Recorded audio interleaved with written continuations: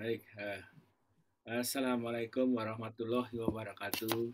Waalaikumsalam Selamat warahmatullahi wabarakatuh. pagi, salam sejahtera untuk kita semua. Ibu, Bapak sekalian, kembali kita untuk yang kesekian kali, lupa saya ke-50 berapa ini.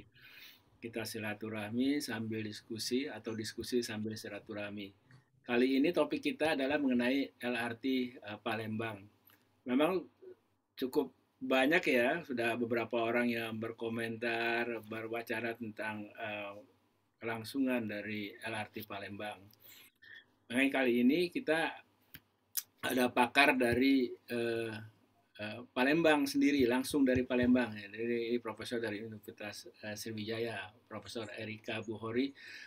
Beliau juga sangat aktif di grup MASKA, Masyarakat Perkereta Apian. Jadi ya kita terima kasih kepada Ibu Erika yang berkenan untuk bincang-bincang dengan kita. Untuk itu saya persilahkan Bapak Ketua kita Pak Karni Ilyas, kata Bu Erika nih, Pak Karni Ilyas Dosentran, Pak Sahar Andika. Silakan Pak Sahar. Iya Pak, terima kasih.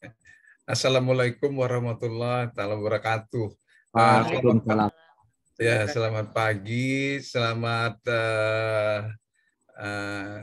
berbahagia hari ini karena Profesor Erika menyediakan waktu ditemani Pak Wendy dan kita semua bicarakan mengenai LRT Palembang. Waktu dibangun dulu saya sempat 2 kali ke Palembang tapi belum jadi, Profesor Erika.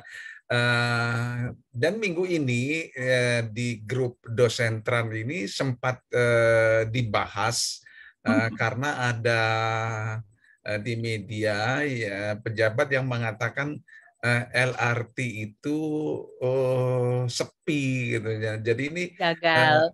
Iya, jadi kepengen tahu yang ada di sono. Nah, jadi saya kontak ke ada perwakilan dosen trans di Palembang, Pak Haji Patoni.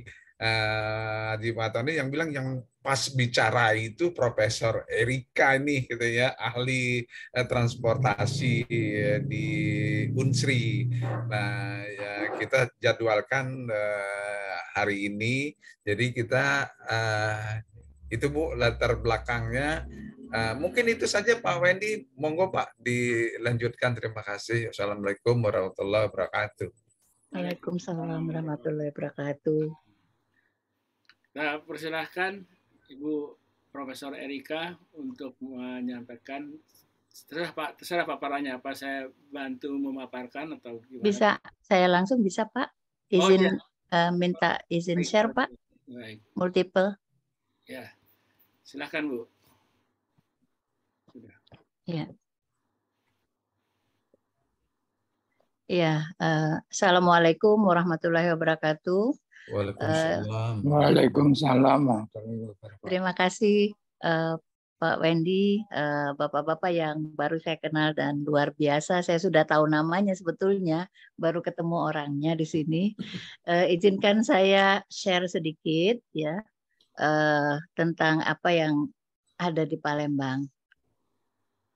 Jadi LRT Palembang saat ini apa dan bagaimana? Jadi sebetulnya peningkatan jumlah penumpang LRT Palembang itu bukan suatu kebetulan, Pak, melainkan suatu keberhasilan marketing transport.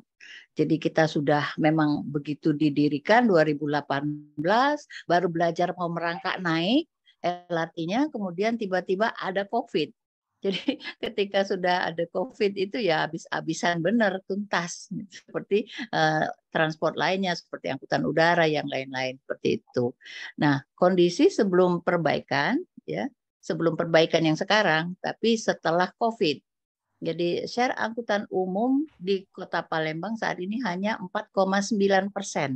Sedangkan 95,1% pelaku perjalanan masih menggunakan kendaraan pribadi.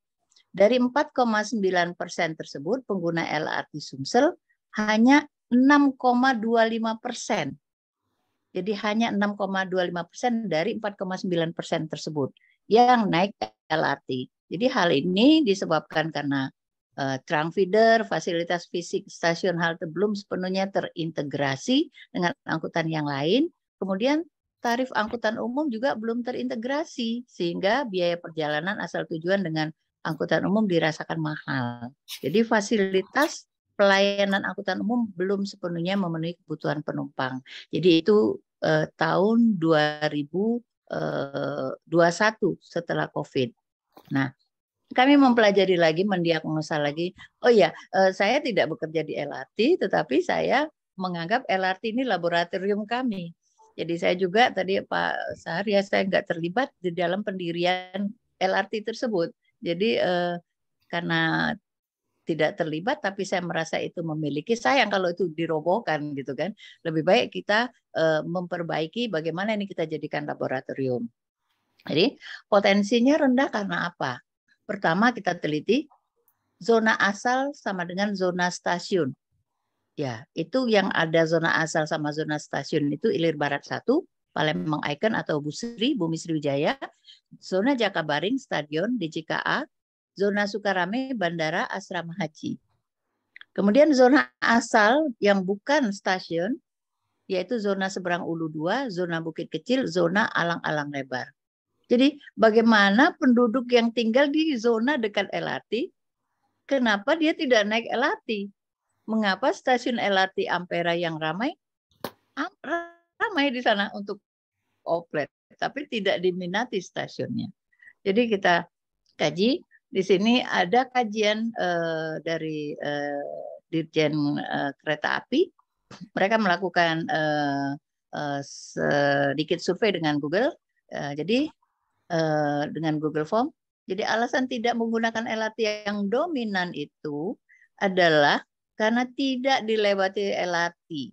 Jadi 54% pelajar yang menggunakan LRT tidak mau karena tidak dilewati LRT, 63% diantaranya ingin beralih. Dari 26% pelajar yang tidak menggunakan LRT karena jarak dari rumah menuju sekolah kampusnya dekat, jadi dia tidak perlu ngapain mau naik LRT gitu. Walaupun demikian mereka mau juga beralih sebesar 64% kalau digratisin tentunya. Nah, daerah asal dan tujuan ternyata yang paling banyak itu di Sako, asal orang yang diwawancara responden tadi. Nah, dan rata-rata di sana itu 65% ingin beralih. Kita catat 65% ya Pak yang ingin berlari. Jadi mimpi kita mau ke sana. Tadi 6,25% hanya yang menganggap LRT itu moda utama. Nah, ini kami dapatkan data dari survei survei dari LRT ya. Jadi daerah asal dan tujuan tadi, asal tujuan terbanyak itu adalah dari Sako.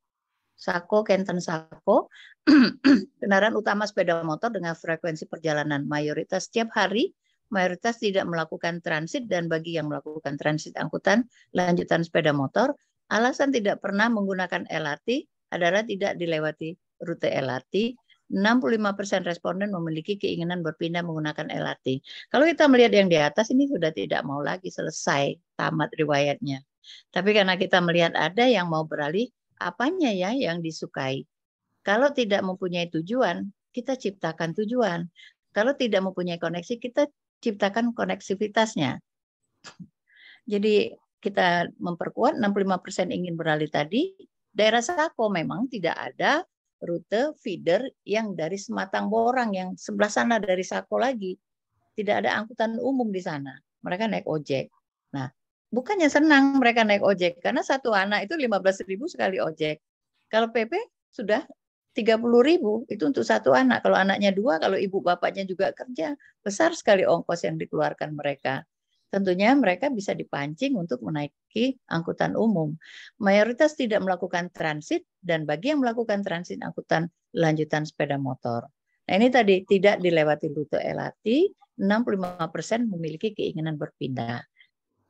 Nah ini dari survei kami, kajian dengan Litbang Hub tahun 2021, dilihat bangkitan di sini sangat besar.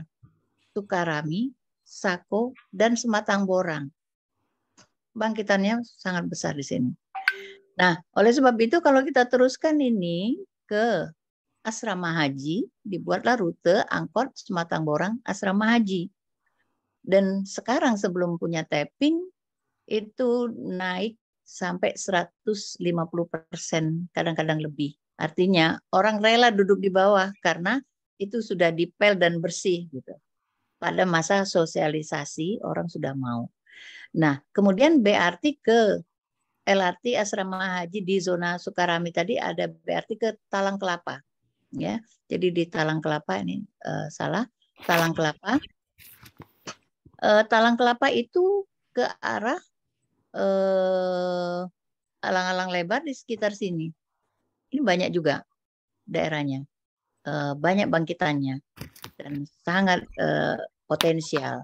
Nah, oleh sebab itu ditetapkan usulan tambahan angkot integrasi bersubsidi, jadi feeder. Kalau selama ini yang disubsidi adalah BTS, dan ini ada subsidi baru new feeder, rute Sakoborang, rute Talang Kelapa, Simpang Perumdam. Nah, berangkat dari data survei yang komprehensif dari Litbang-Hub tahun 2021, kita mempunyai analisis ya. Jadi dari analisis itu TM mau dijadikan jaringan utama, LRT dan TM mau jadikan jaringan utama. Jadi kita mau mengangkat derajat LRT dari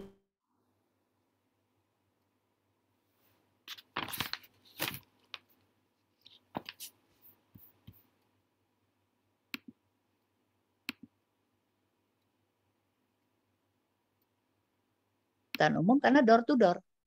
Dari rumah menggunakan angkutan umum, kemudian transfer pointnya diperbaiki dan sistem pembayarannya menjadikan pembayaran terpadu. Tentunya untuk nekat-nekatan dari 6,25% ke 60% tadi, pertama penetapan LRT sebagai backbone, untuk ini diperlukan usaha besar dan serius, termonitor dan terkontrol. Berdasarkan analisis data moda utama dan jaringan utama, bagaimana meningkatkan LRT sebagai moda utama dari 6,25% responden menjadi 60%. Insya Allah sekarang ternyata hasilnya jadi 62,4%. Nah, ini yang hasil survei Oplet paling banyak karena semuanya bermuara ke jembatan Ampera. Kalau dulu hampir semua rute ke jembatan Ampera. Nah, sekarang tinggal segini yang menjadi main mode-nya, memilih moda utamanya. Ditanya, Anda naik apa moda utamanya? Oplet. Anda naik apa? LRT ya. LRT ini hanya terhubungkan dengan moda lain dengan hanya 4 moda. Betapa LRT pada saat itu sangat sombong dan sangat tidak terkoneksi dengan yang lain. Sombong tanda kutip tentunya. Karena tidak tahu, tidak terdiagnosa temannya siapa. Setelah tahu didiagnosa temannya itu ternyata cuma 4 ini. Jalan, diantar motor atau ojol, dan LRT. Nah, ini teman bus, ETM, transmusi, dan ini bus umumnya. Jadi sama minimnya. Lalu kedua, risk analysis tadi meningkatkan akses. Jadi ongkos murah bahkan gratis belum cukup. Responden masih memerlukan kemudahan akses dan tujuan naik LRT. Penyediaan angkutan umum yang terpadu dan murah mendukung ridership LRT. Prinsip kemudahan akses dan pelayanan adalah door-to-door service dan cashless. Yang pertama dibina adalah angkot sebagai feeder LRT. Yang kedua dibina hierarki moda utama dan hierarki jaringan utama. Jadi dibina di sini, dipantau, dimonitor, dan dicari terobosan inovasi-inovasi supaya tetap menjadi moda utama, tetap menjadi jaringan utama, main network. Yang ketiga, menciptakan kombinasi trip dan kombinasi tiket dengan kemudahan bagi pengguna angkutan umum. Nah, risiko kalau tidak mengintegrasikan moda, yaitu dengan penjenjangan atau hierarki pelayanan, maka dapat dilakukan pemasaran angkutan umum yang terarah sesuai dengan kebutuhan masing-masing. Kalau hal ini tidak dilakukan, maka pelayanan LRT seorang diri, maka akan tetap share 6,25%. Jadi LRT harus dapat teman, Oplet, dan BRT transmusi agar penumpangnya mau mencoba bisa dimurahkan dan digratiskan dulu dalam batas waktu tertentu. Sekarang sudah tidak boleh lagi oleh Menkeu, sudah harus berbayar. Ketiga, menciptakan tujuan, lahan yang akan jadi tujuan. Jadi kalau tidak ada tujuan, ngapain saya mau ke sana? Nah, jadi diciptakan tujuan di tempat-tempat tersebut, yaitu dengan membuat aktivitas-aktivitas. Nah, kemudian membuat park and ride, terkombinasi tiket, membuka peluang ya bagi ibu-ibu rumah tangga yang tidak mau naik LRT menjadi naik LRT. Karena ada tujuannya di situ. Saya nggak mau ke pasar sana. Karena di sana nggak bisa naik oplet, mau ke LRT nggak boleh masuk, bawa belanjaan bau, nggak boleh masuk naik TM, nggak boleh masuk naik LRT. Akhirnya saya usulkan seperti itu, LRT memberi peluang menyediakan kereta troli belanja. Dan alhamdulillah yang ibu-ibu mayoritas pengguna jasa angkutan umum yang dominan ketika jam kerja, mereka beralih sebagian besar ke LRT. Jadi resiko kalau tidak menciptakan tujuan tadi tidak bisa memancing pengguna LRT lebih banyak lagi karena memang tidak punya tujuan ke stasiun LRT. Pemerintah daerah sangat punya peluang untuk pengembangan TOD ini yang insya Allah tahun depan 2023 ada bantuan dari Amerika. Jadi MCC akan membantu FS TOD di Jembatan Ampera. Pengelolaan potensi pelayanan lainnya yaitu perlu menghidupkan monitoring marketing public transport kalau ada badan pengelolanya seperti Multimodal Public Transport Authority atau Otoritas Angkutan Umum Multimoda. Pelayanan akan lebih profesional dan bisa mendatangkan uang, lebih luas jangkauan ke moda transport lainnya. Nah ini dasar kita dengan risk analysis ini untuk membantu memikirkan pengembangan dari LRT. Lalu LRT mengadakan studi. Jadi meminta kami untuk mengadakan studi dan berakhir 2022 ini Oktober. Setelah sekian bulan semua diukur kembali, dievaluasi lagi sekian bulan ya. Tahun 2021 lalu hasilnya menunjukkan kemajuan yang signifikan. Jumlah pengguna moda utama LRT meningkat dari 6,25% menjadi 62,4%. Jadi sudah mendekati keinginan penumpang yang akan beralih 65% tadi. Itu baru 2 feeder. Kita akan mengembangkan bulan November ini 5 feeder lagi, yaitu di seberang Ulu dan di pusat kota. Jadi di sideline diagram atau gambar pola garis keinginan pun terjadi perubahan baru 1 tahun. Yang sebelah kiri keinginan perjalanan tahun 2021. Jadi masih tersebar, masih belum masif di tengah koridor tadi. Setelah LRT dipromosikan dengan banyak sekali program-program yang inovatif oleh orang LRT sendiri maupun usulan dari pihak luar, ya. Tahun 2022 kelihatan penuh masif di koridor ini. Dan ini yang keluar ini adalah jauh ke Jakarta maupun ke kota-kota di luarnya. Jadi alhamdulillah, jadi kalau kita menentang teriak-teriak, oh penuh, nggak ada yang percaya. Lebih baik kita suguhkan angka survei, data, dan inilah jadinya. Ketika mahasiswa survei, dia wawancara sambil berdiri dan memang sangat penuh. Dan pada jam-jam puncak antara jam 12 sampai jam 3 itu sangat penuh. Jadi sayang sekali kalau Pak Ridwan Kamil tidak tahu data ini karena kita ada di IG, kita ada sosialisasi di mana-mana. Oke lah, ambil hikmahnya dengan pernyataan beliau, kita perlu mempromosikan bahwa ini loh usahanya, itu bukan simsalabim dari tidak ada menjadi ada. Jadi memang ada usaha keras. Kalau kita menginginkan sesuatu, ada risk analisisnya, ada usahanya. Alhamdulillah semua pihak stakeholder, semua pihak yang mengusahakan ini, LRT, Dirjen Perhubungan Kereta Api, Dirjen Perhubungan Darat, dan akademisi kita bahu-membahu, di Dishub juga, di Subkota dan di Subprovinsi. Kita bahu-membahu dan memang konsentrasi ke sini, bagaimana LRT ini, simbol kita ini harus survive dan harus berhasil. Jadi tidak boleh happy dulu dengan ada ini. Kalau itu berhenti, dan kita tidak monitor lagi dan kita tidak adakan terobosan lagi, dia bisa balik ke 6,25% lagi.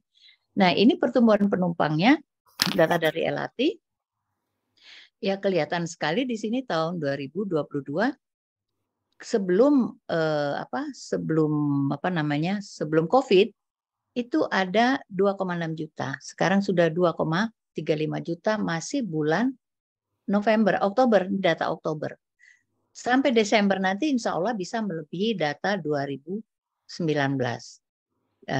Jadi kalau kita lihat pertumbuhannya yang paling masif itu antara bulan Juli sampai bulan Agustus.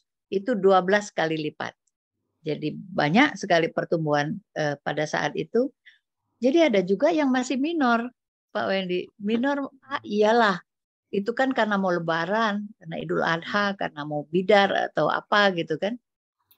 Begitu aja komentarnya. Ternyata memang benar. Setelah itu masih terus naik gitu. Jadi komentar yang seperti itu tidak berlangsung lama karena memang orang naik. Betul, itu tidak salah. Orang naik karena mau nonton bidar dari atas, atau orang naik karena Lebaran, mau trip jalan-jalan. Betul, tapi begitu mereka kenal LRT, kenal servisnya, mereka tidak lari lagi. Langsung mereka minat. Jadi ada 3 hal. Pertama, dipaksa dulu dengan promosi-promosi yang mengenakan, kemudian mereka menjadi coba-coba, lama-lama terbiasa. Nah, jadi memang awalnya cuma untuk mendukung Asian Games, ya kan? Memang awalnya tidak diharapkan akan terlalu besar seperti ini, tapi akhirnya dia bisa menjadi backbone. Kemudian, nah ini datanya kita akan lihat bahwa ada perubahan. Pada weekday sekarang, dulu weekend, orang iyalah mau liburan aja tidak, ternyata weekday 10.451, sementara pada weekend hanya 8.769. Ini bukti bahwa pergeseran mulai bergeser kepada perjalanan harian untuk pekerjaan atau untuk ke sekolah, untuk pelajar. Nah, rencana belum selesai itu promosi-promosi, belum selesai juga dengan adakan rem, kemudahan naiknya, ada tas, kemudian ada kegiatan. Kemarin 2 hari yang lalu ada festival sering diadakan, EduTrip. Nah, kita akan ada rencana TOD, bagaimana yang kusut ini akan dirapikan dengan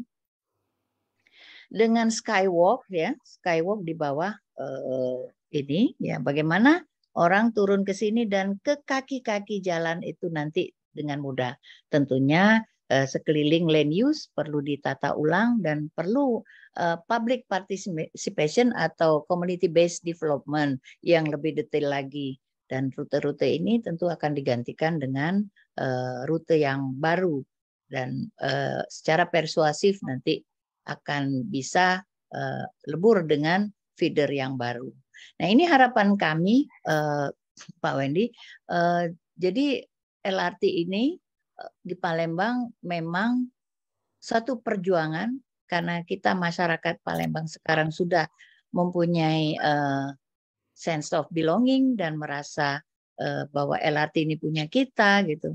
Jadi saya sendiri sebagai akademisi dan sebagai warga Sumsel dan banyak lainnya itu ketika ada postingan Pak Ridwan Kamil, masyarakat yang ngebully. Makanya Pak Ridwan Kamil nggak minta maaf sama gubernur, minta maaf sama warga Sumsel. Karena mereka marah, merasa LRT punyanya dan merasa LRT tidak kosong, tidak sepi dan ramai gitu.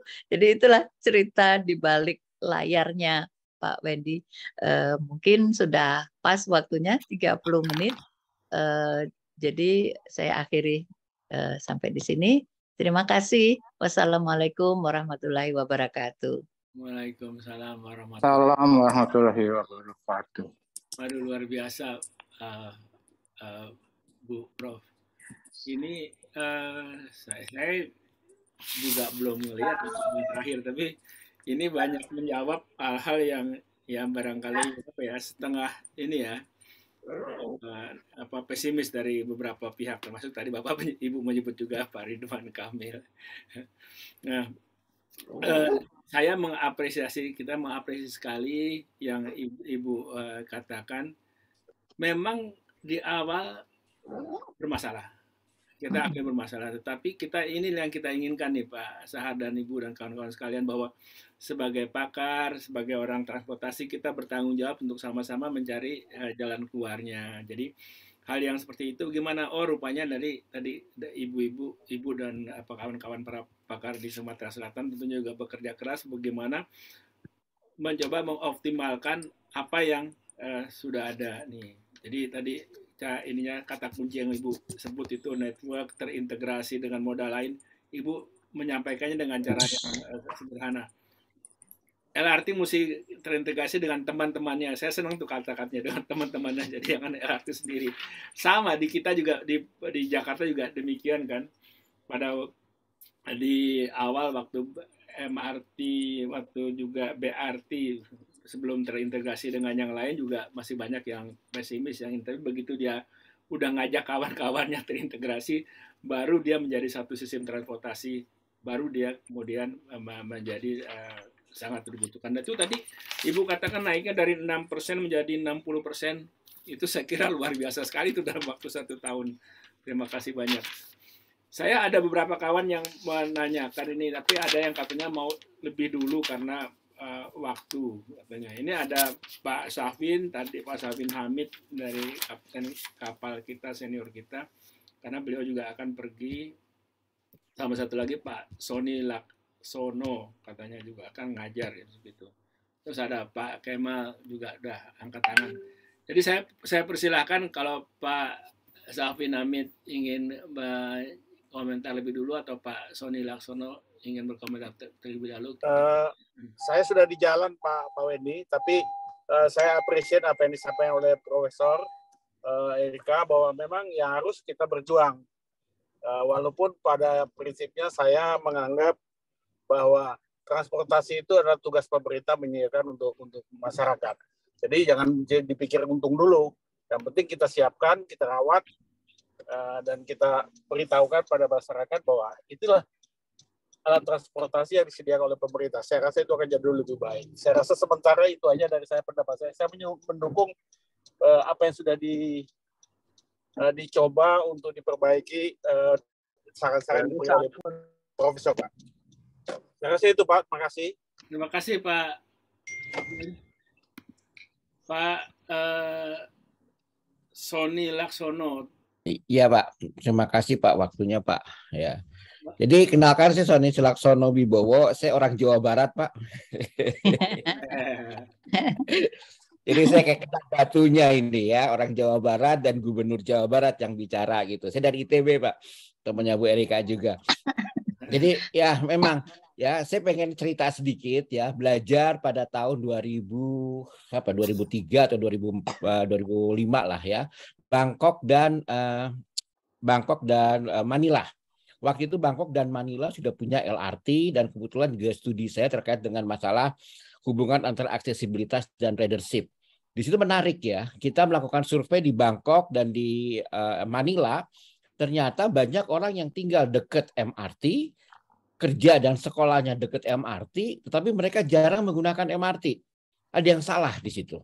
Ya, jadi Bangkok itu sudah 5 tahun MRT-nya jalan, itu ternyata ridership-nya rendah sekali. Ya, setelah diselidiki ya Bangkok dan Manila ya, kemudian saya terlibat di situ, ternyata kuncinya adalah aksesibilitas. Tadi benar katanya Bu Erika tadi, digratisin pun belum tentu mereka mau gitu. Karena kuncinya ternyata itu aksesibilitas. Nah, kalau dari ceritanya Bu Erika tadi bahwa ternyata demand LRT Palembang itu ada. Cuma kurang dirangkul dengan baik, artinya aksesibilitasnya kurang diperbaiki sehingga orang masih enggan untuk ke sana gitu ya. Sebagai contoh kasus di Bangkok waktu itu, keengganan orang untuk naik ke MRT itu hanya karena dia harus menyeberang jalan besar. Keengganan yang lain di Manila misalnya karena hampir semua stasiun di Manila itu elevated dan tidak ada eskalator. Ya, mereka enggan menggunakan itu. Nah, akhirnya pemerintah Bangkok memperbaiki ya stasiun-stasiun yang dekat dengan stasiun MRT yang dekat dengan mall diintegrasikan eskalatornya. Kemudian dimudahkan untuk menyeberang jalan dan sebagainya. Dan alhamdulillah sekarang terlihat ada peningkatan yang cukup signifikan ya di sana. Nah, pelajaran yang sama saya lihat di Palembang. Ya, di Palembang ternyata Bu Erika sudah cerita tadi bahwa melakukan banyak perbaikan aksesibilitas dan ada peningkatan yang signifikan. Nah, itu adalah satu tahap yang sangat-sangat signifikan dalam memperbaiki layanan angkutan umum. Kedepannya untuk memperkuat itu memang nanti tinggal bisa didukung dengan perubahan tata ruang. Pusat-pusat kegiatan diintegrasikan dengan stasiun-stasiun yang ada. Orang melihatnya sebagai mudahnya TOD lah. Walaupun menurut saya pribadi tidak harus perubahan tata ruang dengan TOD. Tetapi adalah menggeser aktivitas-aktivitas yang ada di Palembang mendekati stasiun sehingga terjadi ada ketergantungan orang berpergian dengan menggunakan LRT. Dan dukungan tadi dengan feeder itu sangat-sangat membantu. Kira-kira itu aja sih Pak sharingnya ya. Saya sebagai warga Jawa Barat juga jadi mohon maaf deh ke warga Palembang. Walaupun saya juga kecewa gitu, kok ngomongnya seperti itu gitu. Dan saya pribadi sebenarnya saya termasuk tim apa ya, Jabar Juara untuk transportasi gitu. Kok ngomongnya seperti itu gitu. Aduh, ini bikin malu aja. Jadi malu sama teman sendiri. Tadinya mau saya share di grup Jabar Juara. Cuma saya pikir nanti malah jadi apa?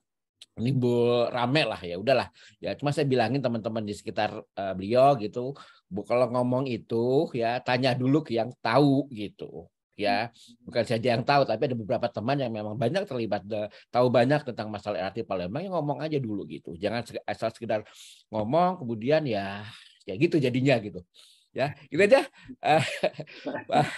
Terima kasih atas waktunya. Assalamualaikum warahmatullahi wabarakatuh. Waalaikumsalam warahmatullahi wabarakatuh. Apapun, tapi ini juga apa namanya, jadi pelajaran kita bersama ya seluruh Indonesia. Betul Pak, betul. Iya. Kota-kota lain yang menerapkan ini banyak pelajaran dari LRT Palembang ini untuk suatu ketika kan Bandung dari dulu ya udah kepingin ya itu bikin. Ya itu. Ya, kalau lihat cerita di belakang layarnya kan dulu kan rebutan antara LRT Bandung atau LRT Palembang kan. Ya, akhirnya karena diuntungkan dalam tanda kutip ada Asian Games, ya akhirnya prioritasnya ke Palembang gitu. Ya, apakah karena itu ngomongnya ya mudah-mudahan enggak lah. Ya masa pemimpin ada masalah kayak gitu ya, saya kira enggak gitu. Kita ngelihat yang namanya pembangunan itu milik bersama gitu ya. Bukan masalah milik Palembang, milik Jawa Barat, tidak, milik seluruh rakyat Indonesia gitu. Kita harus ngelihatnya seperti itu ya Pak ya. Dalam waktu dekat Bandung menyusul lah gitu. Ya mudah-mudahan Pak. Ya. Baik, terima kasih Pak Sony. Pak Kemal silakan Pak Kemal. Baik, terima kasih Pak Wendy. Saya terus terang belum pernah lihat LRT Palembang. Tadi juga mohon maaf juga saya terlambat masuk. Tapi kalau tidak salah datanya dia baru satu line ya Bu ya. Prof ya. Dan saya melihat memang LRT atau MRT dimanapun kalau hanya satu line ya, belum membentuk satu jaringan atau network, memang ya terus terang ridership-nya juga tidak begitu besar karena orang masih tetap menggunakan private car atau moda yang lain yang bisa mencapai tempat yang dituju begitu ya. Jadi apalagi kalau misalnya karena satu line dia harus turun kemudian pindah lagi dengan moda yang lain. Gitu. Saya hanya ingin bertanya, apakah ada rencana pengembangan LRT Palembang ini? Mungkin sudah dijelasin tadi atau belum, saya tidak tahu, tapi saya terlambat, mohon maaf, Prof. Kemudian sebenarnya mestinya sudah ada LRT network di Palembang. Ya. Jadi tidak hanya cukup dengan satu line saja, tidak hanya berpuas diri dengan satu line. Karena LRT atau MRT itu kalau hanya satu line terus terang ya kurang berfungsi. Tetapi kalau dia sudah merupakan, walaupun sudah diintegrate dengan kawan-kawannya tadi ya, tapi dia harus terpadu sehingga akan memudahkan bagi para penumpang. Saya mau pergi kemana? Oh, saya turun di sini, kemudian saya sambung dengan LRT line ini dengan LRT juga begitu ya. Jadi dia memudahkan dia untuk berpindah LRT karena lainnya sudah banyak. Itu saja. Saya hanya ingin bertanya mengenai pengembangan dan network, master plan network untuk LRT. Seperti MRT Jakarta kan dia punya network, walaupun sekarang baru hanya satu, tapi sekarang sedang dibangun satu lagi gitu ya. Terima kasih. Pak Kemal. Sebelum ini saya kembalikan ke Bu Erika, satu dulu lagi nanti ya Bu Erika, Pak Ripno. Ini biar komplit. Ini untuk Bu Erika ini ketahui Pak Kemal ini dulu Direktur Pelabuhan. Oh. Jadi yang bertanya kepada Ibu macam-macam nih. Iya. Laut, tadi Pak Kapten Safin Hamid juga dari laut, nanti ada teman dari udara akan bertanya juga. Nah, sekarang kasih ke Pak Ripno dulu, pakarnya transportasi darat. Dulu, Pak Ripno silakan Pak. Oke. Assalamualaikum warahmatullahi wabarakatuh. Pertama-tama perkenankan saya mengajukan aplaus Pak Apil, penghormatan pada Bu Erika yang telah menata ulang sistem ini Bu. Saya dulu pernah ngurus transportasi perkotaan. Jadi saya tahu persis permasalahan-permasalahan perkotaan. Termasuk Palembang, saya pernah ke sana Bu, dan pada saat itu saya pesimis. Ini mau jadi apa LRT ini, tapi dengan melihat perkembangan dan upaya-upaya mengintegrasikan ini, saya salut Bu. Banyak hal yang bisa dipelajari. Jadi dengan pelajaran ini Bu, nanti apa yang Ibu lakukan itu bisa digunakan pada tempat-tempat lain. Sehingga bagaimana sih menata ulang suatu sistem transportasi massal. Yang kedua, ini juga pelajaran bagi kita, Bu. Bagaimana kita menata transportasi perkotaan di tempat lain, itu kita belum punya acuan. Jadi bagaimana kota-kota lain yang nggak punya potensi untuk perkereta-apian massal yang berbasis rel itu bisa dikembangkan. Saya usul ada kebijakan nasional transportasi perkotaan. Contoh di India, Bu. Jadi India itu punya policy yang bersifat nasional berlaku untuk di negara itu, dan pada setiap kebijakan itu pada masing-masing kota itu dipilah berdasarkan karakteristik perkotaannya. Setiap karakteristik perkotaan nanti solusinya bagaimana itu ada. Dan sebetulnya kita harusnya punya.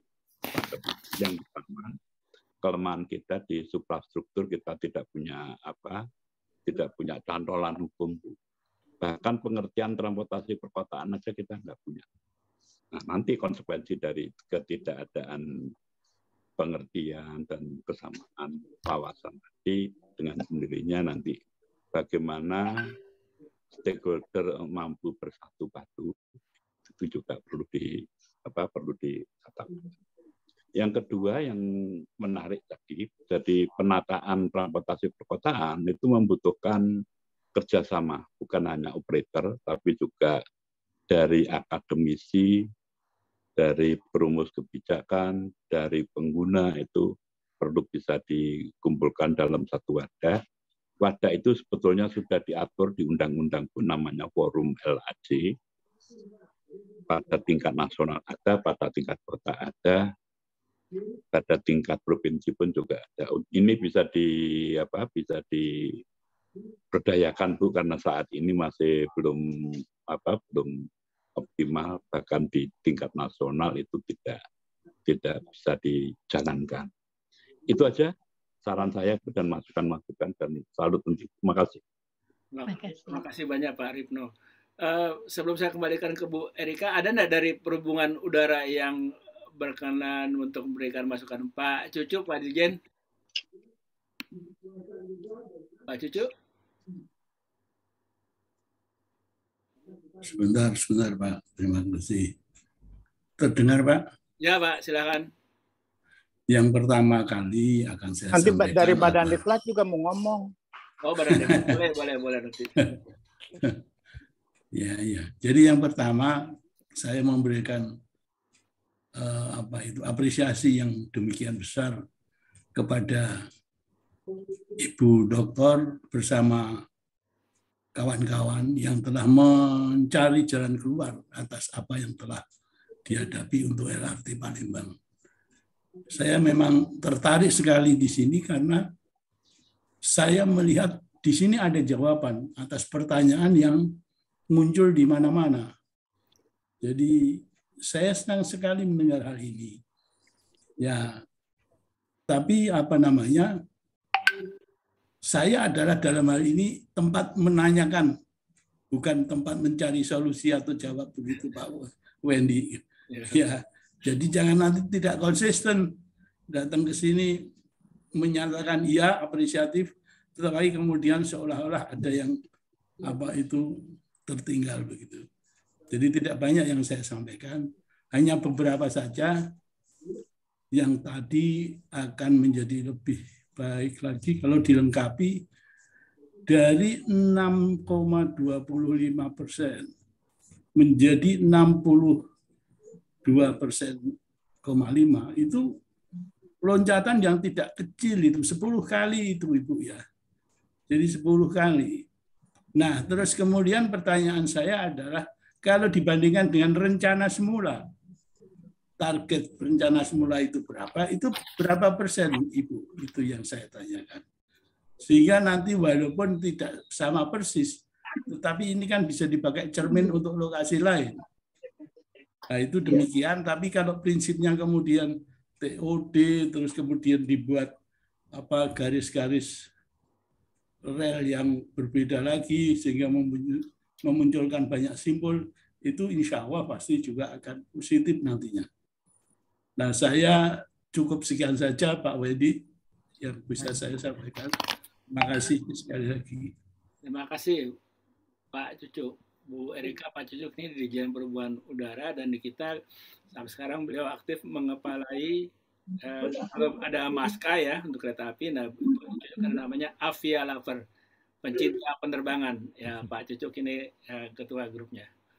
Nah, ini sebenarnya saya mau kasih kesempatan Bu Erika, nanti kebanyakan lupa, tapi tadi Kepala BPSDM itu Badan Pengembangan Sumber Daya Manusia Pak Dedi, dan karena juga beliau senior saya takut juga, jadi saya silakan Pak Dedi dulu baru ke Bu Erika ya Bu.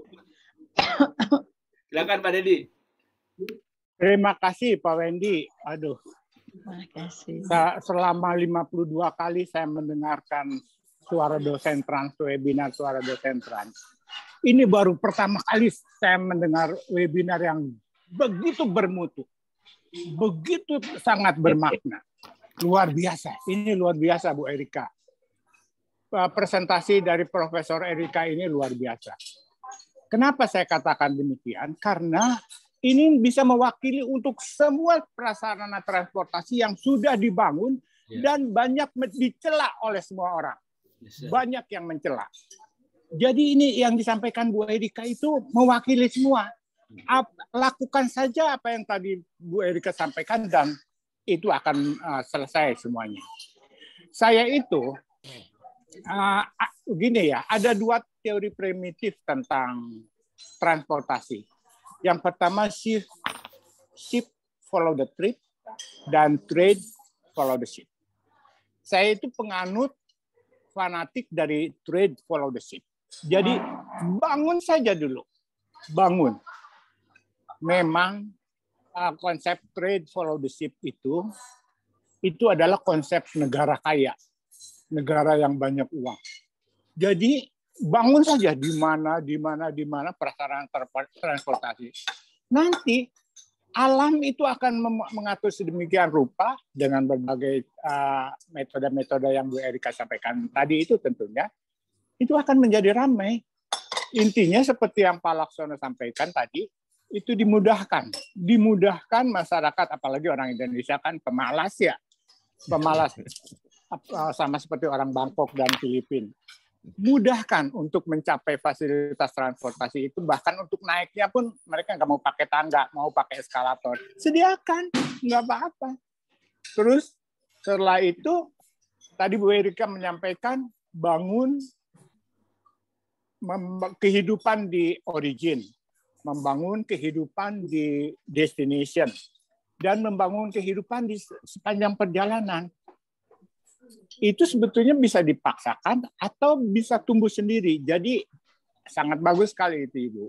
Kemudian subsidi juga mau tidak mau. Tadi saya baca di di WA-nya Pak Kemal itu menyarankan memberikan subsidi. Itu luar biasa bagus.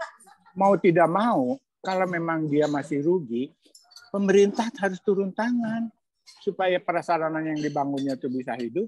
Berikan dulu subsidi. Memang jangan tidak berbayar sama sekali, itu Kementerian Keuangan pasti marah. Kasih subsidi, nggak apa-apa. Sampai suatu saat sudah komersil, berhenti subsidinya. Setelah mereka menikmati dengan nyaman, berhentilah. Kemudian tadi Bu Erika juga menyampaikan, dan itu penting sekali. Memang marketing dan development itu di institusi itu sangat penting.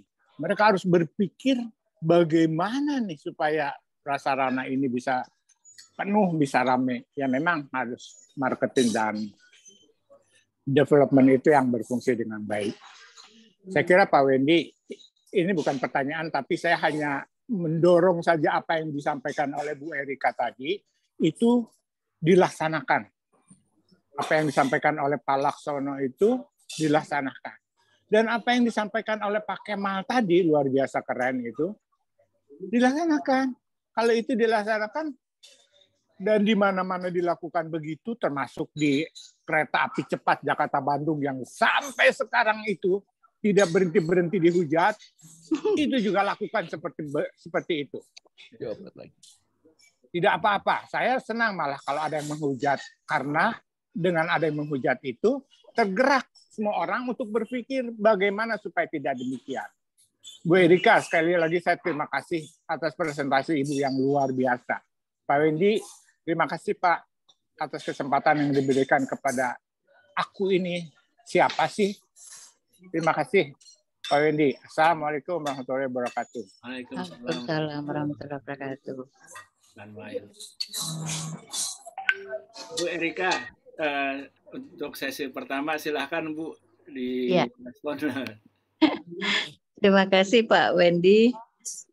Terima kasih juga buat bapak-bapak yang mengapresiasi, khususnya Pak Dedi Darmawan. Terima kasih. Jadi rasanya saya ikut sidang sarjana hari ini. Pembuktian bahwa yang saya pelajari itu bisa lulus ujian gitu. Jadi saya coba satu persatu dengan Pak Safrin Hamid tadi dari Laut ya Pak ya? Laut, Kapten Laut. Iya. Jadi terima kasih Pak. Nanti kita coba lagi bagaimana kita lebih mensosialisasikan apa gerakan kita. Jadi ini berkaitan juga dengan tadi Bapak yang menyampaikan tahapan-tahapannya tadi, mulai dari awal sampai 2,4% Pak Cucu tadi ya. Ya, loncatan yang tidak kecil itu tahapan-tahapannya ada Pak. Jadi kalau saya buat tahapannya satu-satu nanti penuh nggak dapat 30 menit Pak. Jadi itu kita akan coba bukukan. Bagus juga kalau kita buat tahapan-tahapan itu bisa disosialisasikan, sangat perlu memang. Nah, yang Pak Sony, kita temenan ya Pak ya, walaupun dari Jawa Barat. Jadi memang benar Pak Sony sudah berpengalaman membuat itu di Manila dan di Bangkok. Saya juga by accident terpaksa berpengalaman ngurusin Palembang gitu Pak ya. By accident sebetulnya nggak ada assignment dari mana-mana pun, nggak ada proyek dari mana-mana pun, benar-benar voluntarily melakukan ini. Memang alhamdulillah diizinkan gitu sama Pak Menhub dan Pak Dirjen Kereta Api dan Dirjen Perhubungan Darat. Jadi alhamdulillah bisa jadi jalan Pak Sony. UUD loh Pak, sebetulnya ujung-ujungnya duit. Jadi memang tahapan kita akan menggeser land use sepanjang koridor tadi. Dan yang pertama nih Pak, kita dapat bantuan insya Allah kalau jadi dari MCC Amerika. Jadi tahun 2023 untuk mengembangkan yang tadi, yang presentasi terakhir tadi yang semrawut itu menjadi agak lebih rapi ditata sekitar kawasan Ampera. Jadi alhamdulillah semuanya ada aja rezeki kalau kita niatan, kita buat iseng aja buat simulasi gitu ya. Alhamdulillah ada aja sumber-sumbernya datang. Kalau tidak dari dalam juga dari luar negeri gitu. Jadi pelajaran yang sama yang akan Pak Sony sarankan itu memang sudah masuk di dalam pemikiran kami bagaimana caranya mengembangkan itu. Insya Allah tahun depan Pak Sony. Jadi 1 tahun dia, 1 tahun sampai 2024. Lama memang ya. Siap bantu Bu, kalau diperlukan siap bantu. Siap Pak Sony. Ya ampun, alhamdulillah. Kemudian tadi juga satu line aja memang masih dananya pas-pasan ya Pak ya. Pak Kemal bagus sekali, inspiratif apa yang disampaikan. Mudah-mudahan Pak. Jadi sementara ini network yang kita buat itu baru kombinasi. Jadi LRT dengan angkutan umum, oplet dan BTS. Dan berikut ini tahun depan kita akan coba dengan angkutan sungai wisata di tepi Sungai Musti itu. Kemudian insya Allah kalau ada dananya mungkin bisa LRT jaringan yang lain, Circle Line atau jaringan yang akan mendukung network sekarang. Jadi network sekarang dulu dioptimalkan Pak Kemal. Alhamdulillah kalau misal bisa berhasil nantinya. Kemudian jadi bagaimana caranya kita menata agar menjadi apa ya kebijakan nasional. Saya setuju sekali Pak. Yang masih belum ada kita nih sekarang adalah multimodal transport authority. Jadi public transport multimoda otoritas angkutan umum multimoda. Jadi tidak lagi sibuk untuk mengkoordinasikan satu sama lain dan dia juga bisa menghasilkan uang kalau otoritas itu ada. Seperti di luar negeri mereka semua sudah punya otoritas itu dan kita sangat dibutuhkan sekali apa namanya authority public transport authority yang multimoda tadi. Nah, jadi target rencananya tadi 60% Pak Cucu. Alhamdulillah sekarang sudah 62,4%. Kita janjinya penumpang mau berganti itu 65%. Tapi penumpang dari satu tempat saja 65% itu. Nah, kalau dia memang mau berjanji itu 65% jadi 62,4%, alhamdulillah kita target kita cuma 60% sudah cukup berhasil. Tapi alhamdulillah kalau ini ke depannya rute yang 5 lagi ini akan beroperasi bulan November ini berhasil, mudah-mudahan ridership-nya naik lagi. Tapi sekarang itu juga sudah lebih, kalau sudah sampai berdiri itu sudah lebih dari yang kita harapkan, sudah cukup maksudnya. Bukannya masih minim. Jadi kita lihat di gambar tadi memang nyata sekali selalu penuh. Nanti bisa juga kalau misalnya ada yang mau nyinyirin di IG gitu, foto aja pas baru masuk dari bandara kan sepi tuh, belum jalan kan, foto aja, wah LRT sepi, bisa juga begitu. Tapi kan kita punya data ini, punya data konkret karena semuanya direkod. Alhamdulillah kalau LRT kan ada rekodnya sendiri jumlah penumpangnya, dari pembayaran, dari semua, dari CCTV juga kelihatan gitu. Nah, saya jadi semangat dengan apresiasi dari bapak-bapak tadi. Memang kita harus mencoba. Pak Deddy Darmawan waktu tahun 96 saya juga pernah ke Jepang. Di situ memang banyak trade follow the ship. Jadi ujung-ujung dibangun, terus ada kereta, lama-lama tuh daerah sekitar itu gitu.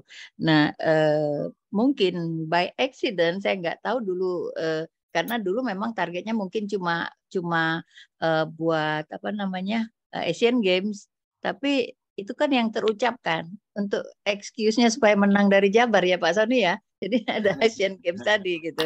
Tapi setelah itu tidak ada, nah kita harus berpikir lagi kalau bisa jangan cuma sekedar untuk olahraga di sana, tapi juga cukup untuk semuanya bisa di cover di Palembang. Jadi sudah banyak activity Pak Wendy di sana. Di sana juga event-event olahraga, di sana juga ada event-event festival, lomba musik dan sebagainya. Banyak sekali yang sudah dilakukan inovasi-inovasi dari teman di LRT. Kabalainya juga mudah-mudah kan selalu progresif. Dan alhamdulillah yang kita inginkan itu atmosfernya tuh sudah terbentuk Pak Wendy. Kekompakan alhamdulillah sudah terbentuk. Jadi kita kerjanya tuh lengkap. Ya, nggak berantem satu sama lain. Jadi kita saling. Siapa? Bocor. Kepala LRT Pak Dedi Istiantaro. Mungkin tahu dari sana, dari Poltek juga gitu. Nah, jadi begitu Pak Wendy, rasanya sudah terjawab semua ya. Jadi marketing transportasi ini kita harus buat buku nantinya. Seperti apa kalau dia sudah jadi. Terima kasih Pak Wendy. Jadi kalau ada yang belum terjawab, mungkin tolong diingatkan. Bu Erika, tolong kawan-kawan nih, saya nggak bisa lihat. Ada yang ini, tolong di mute dulu ya, yang nggak bicara. Nah, baik Bu Erika, jadi yang tadi barangkali kalau sementara saya lihat ini bahwa memang tadi yang Pak Dedi sampaikan itu ya, intinya adalah kita harus mengoptimalkan semaksimal mungkin lah apa yang sudah ada ya, nggak mungkin kemudian kita apa ya nanti berpangku tangan lalu mengharapkan secara magic itu bisa ridership-nya naik sendiri, tapi harus ada upaya dari kita semua ini, dari para insan transportasi, khususnya kita yang merasa bertanggung jawab, para pakar dan lain-lain.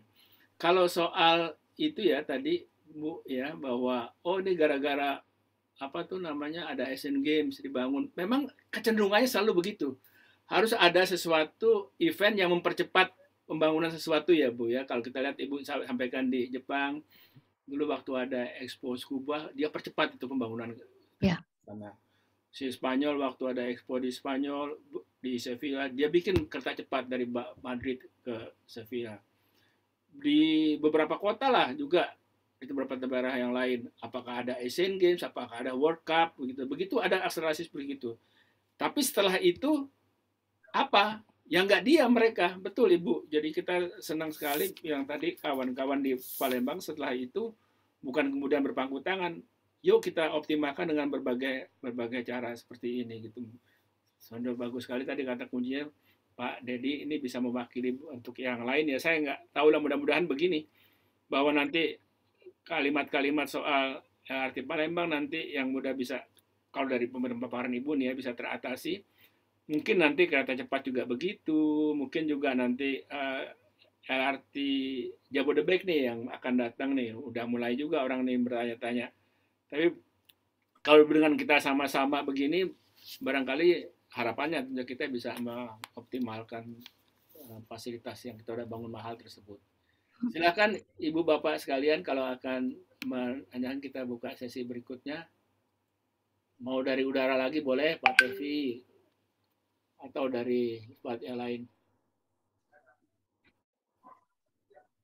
Izin Pak, mau bicara. Pak siapa nih? Pak Rasman. Rasman Pak. Oh iya Pak, silakan Pak. Sementara ada juga dari itulah Bu Erika di chat itu ada beberapa, nanti mohon juga kalau Ibu kesempatan. Pak Rasman Ginting, silakan Pak. Terima kasih Pak Wendy atas kesempatannya. Assalamualaikum warahmatullahi wabarakatuh. Salam sejahtera untuk kita semua. Terima kasih Bu Erika atas paparannya ya, yang mencoba menggugah kita semua untuk melihat bagaimana masalah perkotaan itu. Memang kalau kita berbicara tentang transportasi ini, tidak terlepas daripada permasalahan transportasi kota. Jadi kalau kita perhatikan kota-kota di Indonesia itu berkembang sedemikian. Jadi sebagai contoh masalah perkotaan itu kemacetan, pencemaran. Dan kemarin itu puncaknya itu suatu Asian Games. Jadi beberapa kota itu yang kita ditargetkan para atlet dari luar itu merasa kurang nyaman. Dan memang terbukti pencemaran kita tinggi. Dan ini itu sudah muncul akibat transportasi darat, khususnya jalan raya. Solusinya bagaimana? Nah, kemudian terkait dengan penataan kota ini, sebetulnya untuk Palembang itu kemacetannya meningkat cukup tajam. Itu mulai penatanya dulu suatu kepala dinasnya dari Sayyidina Ali, dilanjutkan dengan Edi Nursalam. Tapi kemudian saya kira buah daripada manajemen rekayasa lalu lintas itu kurang begitu menggembirakan. Dan kalau dibiarkan, ini saya kira akan terus meningkat. Jadi kalau kita merasa bahwa misalnya pembangunan moda lain itu kurang begitu menggembirakan, berarti di sini pilihannya itu kita do nothing atau do something. Jadi kalau kita do nothing, artinya kemacetan itu, polusi itu akan meningkat, dan waktu di jalan itu juga terbuang secara percuma akan semakin lama. Jadi untuk DKI kemarin itu di sini saya kira ada dari pengelola transportasi Jabodetabek ya, mengatakan itu waktu di jalan hilang di jalan itu 2,5 jam. Jadi mungkin untuk kota itu ada sebuah indikator kinerja bahwa kota itu dirancang sedemikian rupa sehingga warganya bisa menjangkau satu titik dengan waktu tertentu. Untuk IKN itu kan sudah disampaikan oleh RI1 kira-kira city 10 minutes. Nah, kemudian untuk kota-kota di kita itu kan masih sulit. Tapi bukan berarti kita diam. Berarti kita harus mencoba membangun pertumbuhan waktu itu menjadi lebih singkat. Dan ini di Jakarta sudah mulai ada dari busway, kemudian MRT. Terkait dengan ukuran kota, itu penataan melalui BRT mungkin bisa. Tapi untuk busway, itu untuk kota raya itu saya kira sulit. Kecuali kalau memang kotanya sudah direncanakan itu one stop living. Tapi rasanya untuk kota-kota kita kan sulit karena berkembang sedemikian adanya. Nah, jadi apa yang harus dilakukan? Jadi di sini kalau kita memandang itu misalnya pembangunan LRT sebagai suatu biaya yang sangat besar, ya memang kita harus akui biaya yang sangat besar. Tapi kalau kita bandingkan, komparatifkan dengan biaya pengorbanan, jadi contohnya itu biaya kemacetan di Jakarta itu rekan-rekan itu banyak menulis itu mencapai puluhan triliun. Kemudian biaya kesehatan masyarakat itu rekan dari KLH menyampaikan itu 38 triliun lebih per tahun waktu sebelum COVID. Jadi kalau ditambah ini dua saja kan sudah 70 triliun lebih. Jadi kalau misalnya biaya pembangunannya cuma 40-50 triliun dibanding ini kan sangat kecil. Dan ini kan jangka panjang.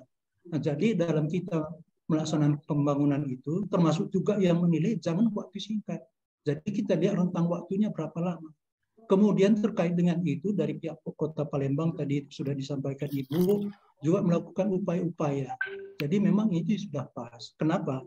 Nah, karena ini transportasi di drive demand, multiplier effect, dan sangat erat kaitannya dengan Propeda, program pembangunan daerah. Nah, jadi untuk beberapa kota ini terjadi ketimpangan antara perencanaan transportasi dengan program pembangunan transportasi, sehingga kemacetan itu tidak bisa tertahan. Kemudian ada juga yang lain. Nah, jadi kondisi yang sebaliknya. Jadi terkait ini saya kira terima kasih Bu Erika dan kita rekan-rekan semua kita coba melihat biaya makro penyelenggaraan transportasi bukan secara parsial. Jadi seperti kemarin saya ditulis Pak Ripno ya. Jadi dengan untuk Bandung contohnya dengan pengoperasian kereta cepat itu perubahan pangsa pasar itu seberapa? Nah, jadi maaf ya ini untuk Jakarta Bandung saya baca sekilas itu mungkin saya keliru. Itu tingkat penggunaan jalan itu per tahunnya 2019 itu mencapai 150 juta lebih. Jadi kalau kita melihat akumulasi biaya akibat perjalanan tersebut berapa?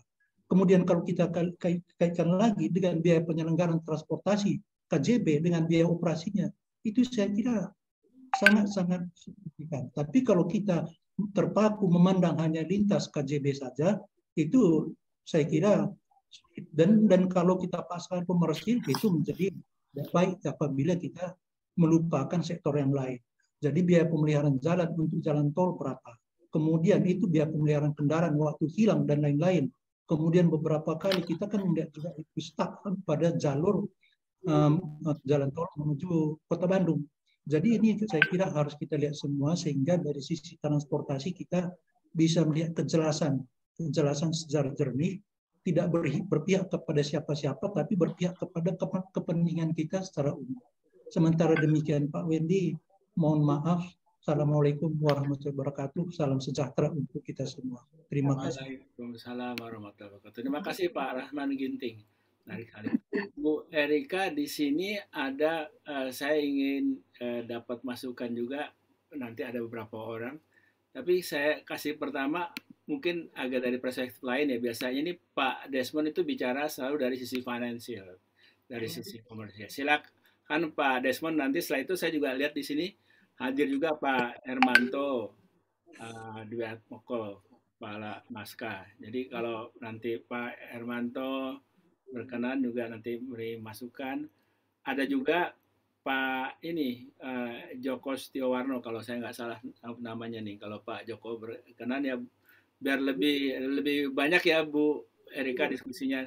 Dan juga saya juga ingin dengar juga ini ada kalau nggak salah ada dari Disub ya, dari Disub Palembang biar yang punya rumah juga menyampaikan. Silakan Pak Desmond dulu, Pak Desmond. Kalau Pak. Terima kasih Pak. Terima kasih Pak Wendy. Ada Pak Edi Nusala juga ya. Oke, baik nanti saya. Ya, mantan Kadisub Pak. Ya.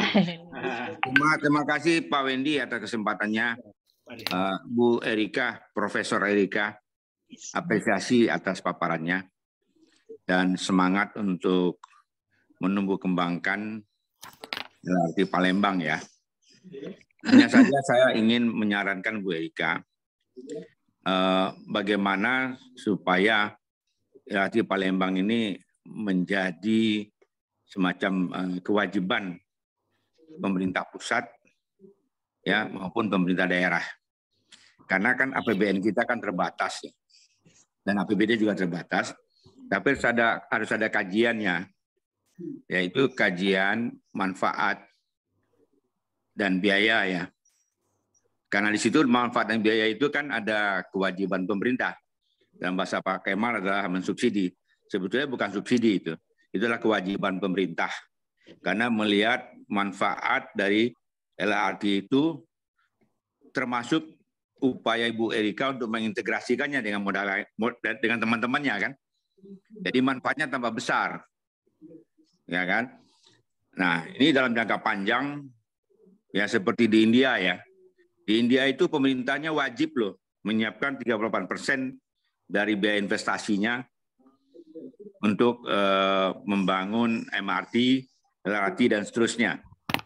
Ya, tapi mereka transparan. Artinya transparan itu mereka lelang. Jadi angka 38% itu berasal dari hasil lelang terbuka. Ya, kalau di kita kan ini sudah terwujud dulu, ya kan? Jadi memang harus mencari dari perspektif lain.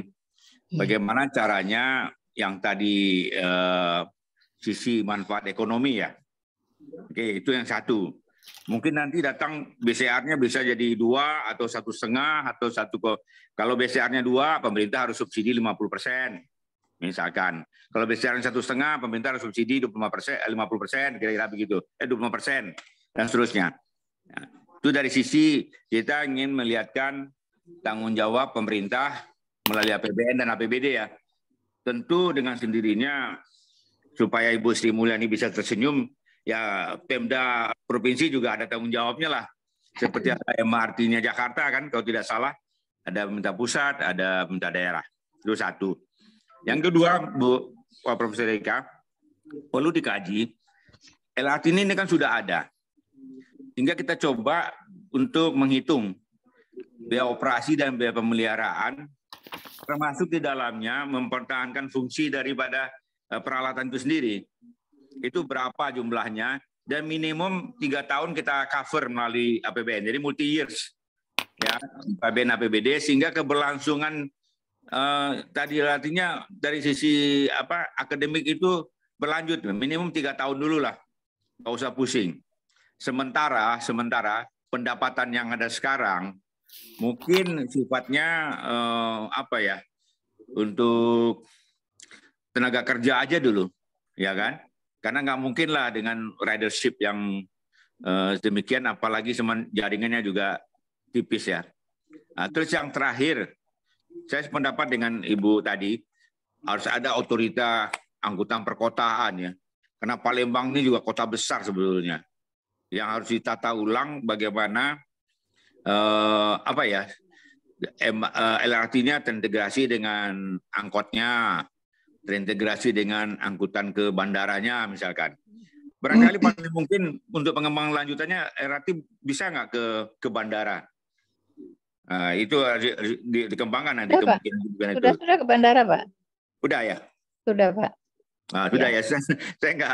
Saya mungkin belum melihat jaringan LRT-nya. Sudah ya. Jadi saya pikir memang suatu langkah maju. Dan ingat Bu, kalau LRT sudah ke bandara, berarti di terminal LRT itu sudah bisa check-in sebetulnya. ya kan? Udah bisa lepas bagasi, udah bisa dapat boarding pass. Nah, ini adalah ke depannya. Jadi sangat potensial Ibu LRT-nya.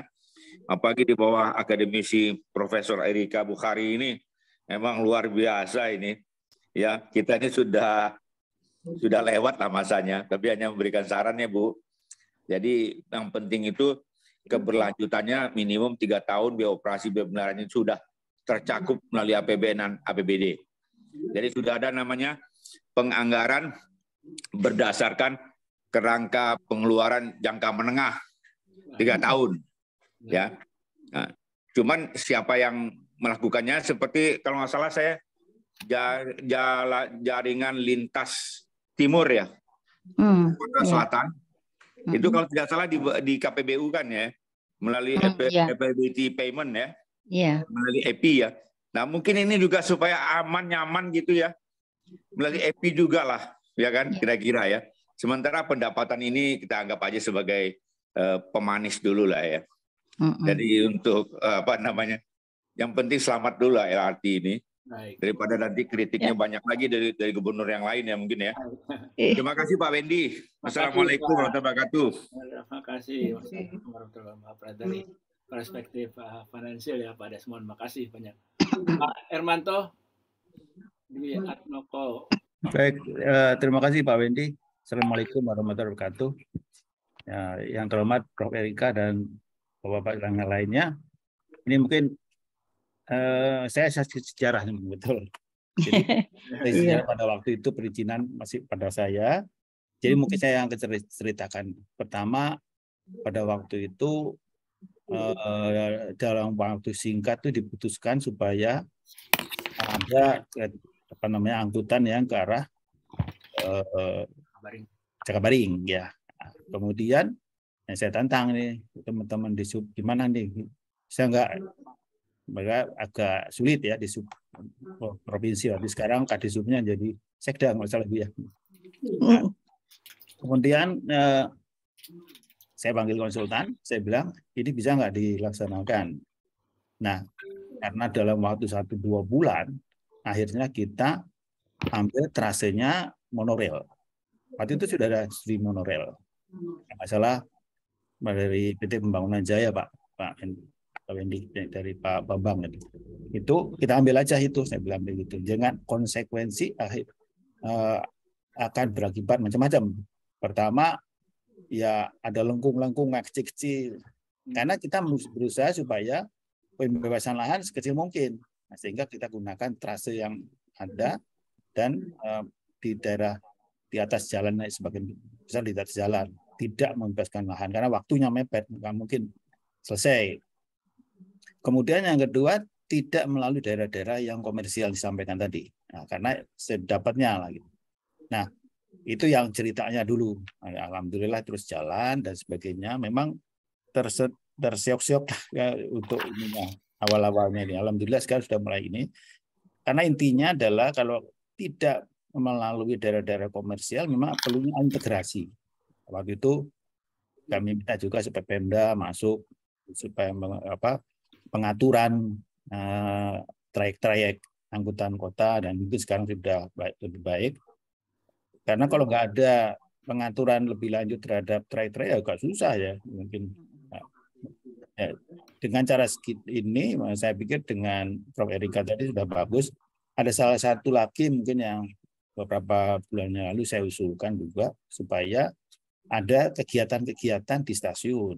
Jadi kegiatan di stasiun hanya ya untuk UMKM. Mudah-mudahan sudah jalan. Kalau sudah Pak, sudah semua. Ya, nah itu jalan saya waktu itu. Ada kegiatan di situ tujuannya apa? Supaya orang datang ke stasiun itu menggunakan kereta, menggunakan LRT. Jadi tidak sekedar datang sana naik bis, tidak, tapi ada kegiatan itu. Kemudian juga nanti mau ke bandara, beli empek-empek dulu, baru pulang langsung ke sana. Kan itu salah satu daya tarik yang bisa dikembangkan. Di samping itu juga ada pendapatan lain-lainnya yang mungkin bisa dikembangkan terkait dengan reklame. Itu sudah belum Bu? Sudah ya? Sudah Pak, sudah sedang over gitu. Ya, ini kan perlu juga seperti Seperti MRT Jakarta itu kan bagus tuh, di jalan sepanjang jalan tol itu ada semua.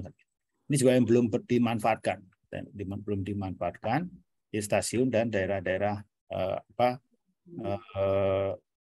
jalan di bawah jalan layangnya yang perlu dimanfaatkan sebagai pendapatan lain-lain bagi di LRT.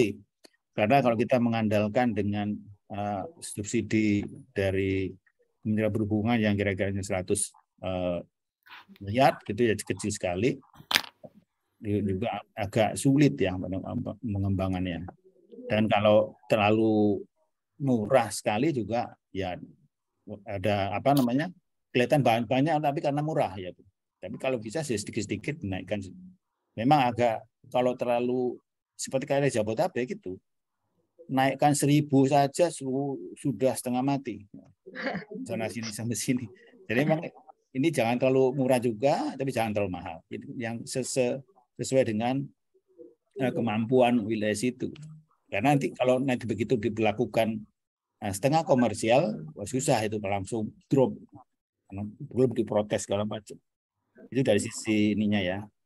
Saya kira tanggapan saya demikian. Terima kasih Bu Prof. Erika waktu itu sudah bicara sama saya waktu di mobil mengadakan ini. Saya kira bagus sekali. Terima kasih. Assalamualaikum warahmatullahi wabarakatuh. Terima kasih Pak. Waalaikumsalam warahmatullahi wabarakatuh. Terima kasih Pak Hermanto, Ketua Umum Masyarakat Perkeretaapian Indonesia. Kita lanjutkan Pak Joko atau Pak Edi Nur Salam dulu nih. Saya nggak tahu. Silakan Pak Joko atau Pak Edi Nur Salam.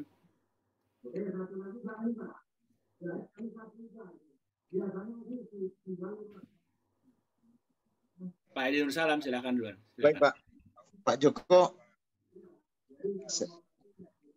Pak Joko udah siap? Baik, saya dikit aja. Makasih Prof. Erika. Kita udah membangun LRT Palembang Sumsel. Sudah selesai. Dulu tujuan utamanya yang pertama itu adalah untuk melayani event Asian Games. Tapi ketika itu sudah selesai, memang kita harapkan juga berfungsi untuk sebagai transportasi masyarakat Kota Palembang. Kita harapkan LRT Sumsel ini menjadi backbone dari transportasi perkotaan Palembang. Walaupun jalurnya baru 1 jalur, tapi kita harapkan ini menjadi pelayanan utama dari bandara sampai ke Jakarta dan melewati hampir seluruh pusat kota yang padat. Jadi Jalan Kolonel Haji Kurnia, Jalan Sudirman, Jalan POM 9 yang nanti akan meninggahi beberapa pusat-pusat kegiatan di Palembang, itu semua sudah dilewati. Termasuk juga Jembatan Ampera, ada situ Pasar 16. Jadi secara teoritis memang potensi-potensi penumpang yang ada di Palembang sebenarnya sudah bisa dilayani oleh LRT. Namun kenapa masih sepi penumpang? Nggak sepi Pak. Nggak sepi Bapak, nggak dengar tadi. Oh nggak sepi Bu ya? Nggak Bu, ini masih ada kritikan masyarakat. Masih rendah Bu readership-nya Bu. Readership-nya masih rendah dibanding yang kita harapkan. Jadi kalau readership itu kan kalau menurut perhitungan tarif itu di atas 70%, Bu. Itu Bu ya. Jadi mungkin masih di bawah 70%. Ini mendapat kritikan kemarin yang cukup pedas dari Pak Gubernur Jawa Barat. Katanya ini ada proyek gagal. Jadi saya setuju dengan Ibu Prof bahwa ya kunci utamanya memang aksesibilitas. Saya sempat sampaikan kepada teman-teman di Palembang. Ini sebenarnya ya kita dari pusat sudah boleh dikatakan hampir selesai lah ya. Kita sudah juga membantu BTS untuk mengintegrasikan. Tinggal masyarakat Pemda Palembang dan Pemda Sumsel harus bisa memfungsikan ini dengan baik. Tadi mengintegrasikannya dengan moda angkutan lain. Kemudian juga tata ruangnya. Ini tata ruang terus terang belum mengikuti apa yang sudah kita buat. Seperti stasiun-stasiun itu belum mendukung, belum terakses langsung dengan kegiatan-kegiatan masyarakat di sekitar stasiun. Juga lahan parkir juga belum tersedia dengan memadai. Saya ingat mungkin kita sama-sama setuju bahwa transportasi itu butuh 2 kegiatan penting. Yang pertama adalah push and pull. Mungkin sudah sama-sama kita dengar. Jadi harus ada push-nya ini. Harus ada menekan. Jadi kita harus menekan penggunaan kendaraan pribadi. Ya saya juga sampaikan kepada Pemda Palembang, ya kapan perlu ganjil genap itu di sepanjang jalur LRT. Kapan perlu tidak ada lagi angkutan umum dengan trayek yang bertumpang tindih dengan LRT. Jadi memang harus ada pemaksaan, kapan perlu ERP gitu, supaya ada pemaksaan sedikit. Jadi memang transportasi itu juga perlu pemaksaan. Kemudian yang kedua, Pul, kemana kita menarik orang menaiki LRT ini sudah banyak dilakukan oleh Bu Erika, kita dibantu oleh Bu Erika, dan tadi sudah sampaikan sudah terjadi peningkatan jumlah penumpang, walaupun orang masih menilai ini masih sepi gitu ya, masih di bawah harapan kita, bahwa yang saya bilang tadi 70% tadi. Jadi memang itu tadi kuncinya, memang kita terus berusaha supaya ini jangan sampai dikatakan proyek gagal, dan memang pengembangan harus selalu terus dilakukan. Dan saya harapkan juga nanti BTS yang sudah dioperasikan oleh pemerintah pusat melalui Dirjen Perhubungan Darat sudah bisa berjalan dengan baik, dan yang paling penting lagi harus ada kebijakan untuk menekan penggunaan kendaraan pribadi supaya beralih kepada angkutan umum LRT Palembang. Mungkin itu aja Pak dari kami. Makasih Pak. Assalamualaikum warahmatullahi wabarakatuh. Dari 6 menuju 60 lebih. Joko Setiawarno sudah siap Pak Joko? Ya, Pak Wendy. Terima kasih. Ya, Bapak Ibu sekalian, Assalamualaikum warahmatullahi wabarakatuh. Saya menambahkan saja, memang saya masih ingat 2016 itu saya diajak ini di 2015 nggak salah ya, memulainya adanya kereta api perkotaan di Sumsel. Pada saat itu masih di Pak Hermanto lah ya, membahas itu, dan kami juga melihat memang di awal itu cukup bagus juga rencananya. Rencananya memang harusnya itu memang dia lurus saja, kemudian dibelokkan, karena itu ada kantor gubernur dan beberapa OPD. Nah, memang pada saat itu ada kesepakatan untuk memindah kantor gubernur. Ya, kantor gubernur ke arah Jakabaring beserta beberapa OPD-nya. Nah, kami melihat memang itu suatu tarikan bangkitan cukup besar juga kalau seandainya memang benar-benar terwujud, kami bilang pada saat itu. Apalagi akan ditambahkan juga ada pusnya. Nah, pusnya apa? Yang lewat di jembatan Sungai Musi, jembatan Ampera itu nanti hanya khusus untuk kendaraan umum. Itu pada saat itu janji dari Dinas Perhubungan di provinsi. Memang bukan janjian tertulis, namun ini janji yang istilahnya kami diskusikan. Ya, ini cukup bagus juga. Namun ini yang menjadi kelemahan kita adalah ketika berganti kepala daerah, Pak. Nah, ini selalu gitu dia. Jadi saya ingat di Jakarta, kenapa Jakarta itu siapapun kepala daerahnya, mereka mesti kampanye yang angkutan umum. Karena mereka punya PTM, namanya dulu pola transportasi makro, kemudian wujudnya adalah mereka buat perda. Nah, perdanya itu, kalau nggak salah Jakarta ada 3 perda, bahkan terus-menerus seperti itu. Nah, inilah yang kami lihat ketika kami membantu darat mengembangkan program BD Service untuk bis, itu kami dorong daerah-daerah harus punya perda sekarang. Memang ini euforianya pada minta semua, harus ada perda, sehingga berganti kepala daerah tetap berlanjut. Palembang itu dulu waktu saya ingat waktu Pak Edi Nursal masih kepala dinas, dia punya program itu sudah sangat bagus ketika daerah lain dulu nama bis sistem transit itu pada turun, itu Palembang paling tinggi, Transmusi itu paling tinggi, Pak. Saya setahun itu bisa 3-4 kali ke Palembang. Pada saat itu orang-orang di Jawa itu nggak mau naik angkot, tapi orang Palembang itu masih mau anak-anak sekolah. Itu tahun-tahun 2010. Di Jawa angkot sudah mulai menurun, tapi di Palembang angkot yang itu masih cukup banyak, pasti cukup ada.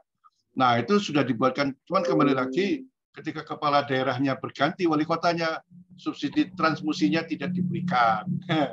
Diberikan pun info dari teman dinas perhubungan, ya maaf aja ini saya terbuka aja, anggota DPRD minta bagian Pak, coba bagaimana? Subsidinya sudah pas-pasan, minta bagian Pak anggota dewan. Akhirnya teman DPRD nggak usah saja. Akhirnya transmusi yang dulunya cukup bagus, sangat terkenal dibandingkan kota-kota lainnya, tidak dapat subsidi, menurun. Makanya kami 2017 mengajak darat, kita buatkan lagi model baru lagi, dan muncullah Transmusi Jaya namanya. Nah, itu yang berkembang. Nah, mudah-mudahan nanti ini memang proses lah ya. sudah ada peningkatan. Nah, yang penting itu tadi ketika kami bantu di Palembang Transmusi itu, Kota Palembang nggak punya master plan-nya, Pak. Wah, pusing juga saya kan. Saya hafal dari perumahan-perumahan cukup banyak kok nggak ada feedernya. Jadi kami tuh keliling lapangan tuh bukan dengan disub tapi dengan operator, Pak. Lah, pusing juga ini. Waktunya sudah mepet harus dijalankan. Lah, operator kan yang penting kan dia yang laku yang mana. Nah, saya bilang perumahannya mana? Wah, kami nggak punya peta, Pak. Wah, mau gimana lagi? Ya udahlah, yang penting berjalan dulu. Dan dalam proses ini pun tidak hanya Palembang, kota-kota lain pun ada rerouting, Pak. Palembang termasuk Transmusinya termasuk bagus ya. Kalau lihat di Jogja, ini penumpang Jogja itu yang sudah dapat subsidi itu penumpangnya 1-2 orang aja, Pak. Itu cukup jelek itu kan. Padahal Jogja banyak orangnya karena Pemdanya mau kurang promosi. Nah, sekarang kita berharap Pemkot Palembang, provinsi juga untuk promosi ya. Kemudian tidak hanya di Pemkot, provinsi juga bisa membuat meniru Jawa Tengah, Jawa Timur, mereka punya namanya Trans Jateng, Trans Jatim. Nah, itu kan provinsi juga bisa. Sebenarnya di kota-kota itu subsidi itu bisa loh, Pak. Dulu Palembang juga mau subsidi transmusi, ganti kepala daerah tidak. Nah, ini kita bangkitkan kembali, tapi dengan catatan memang tadi didorong adanya perda mengenai transportasi umum. Sehingga ganti kepala daerah tetap harus melaksanakan ini, dan itu adalah bagian dari kampanye kepala daerah. Mungkin itu dari saya, Pak. Terima kasih. Assalamualaikum warahmatullahi wabarakatuh. Semangat ya, Bu Erika ya. Ya. Ada dari Dishub tadi, kalau nggak salah, ada mau memberi masukan dari Dishub, Dishubnya Palembang atau Dishub Provinsi Sum, saya nggak tahu, Dishub Palembang kelihatannya. Silakan kalau memang ada.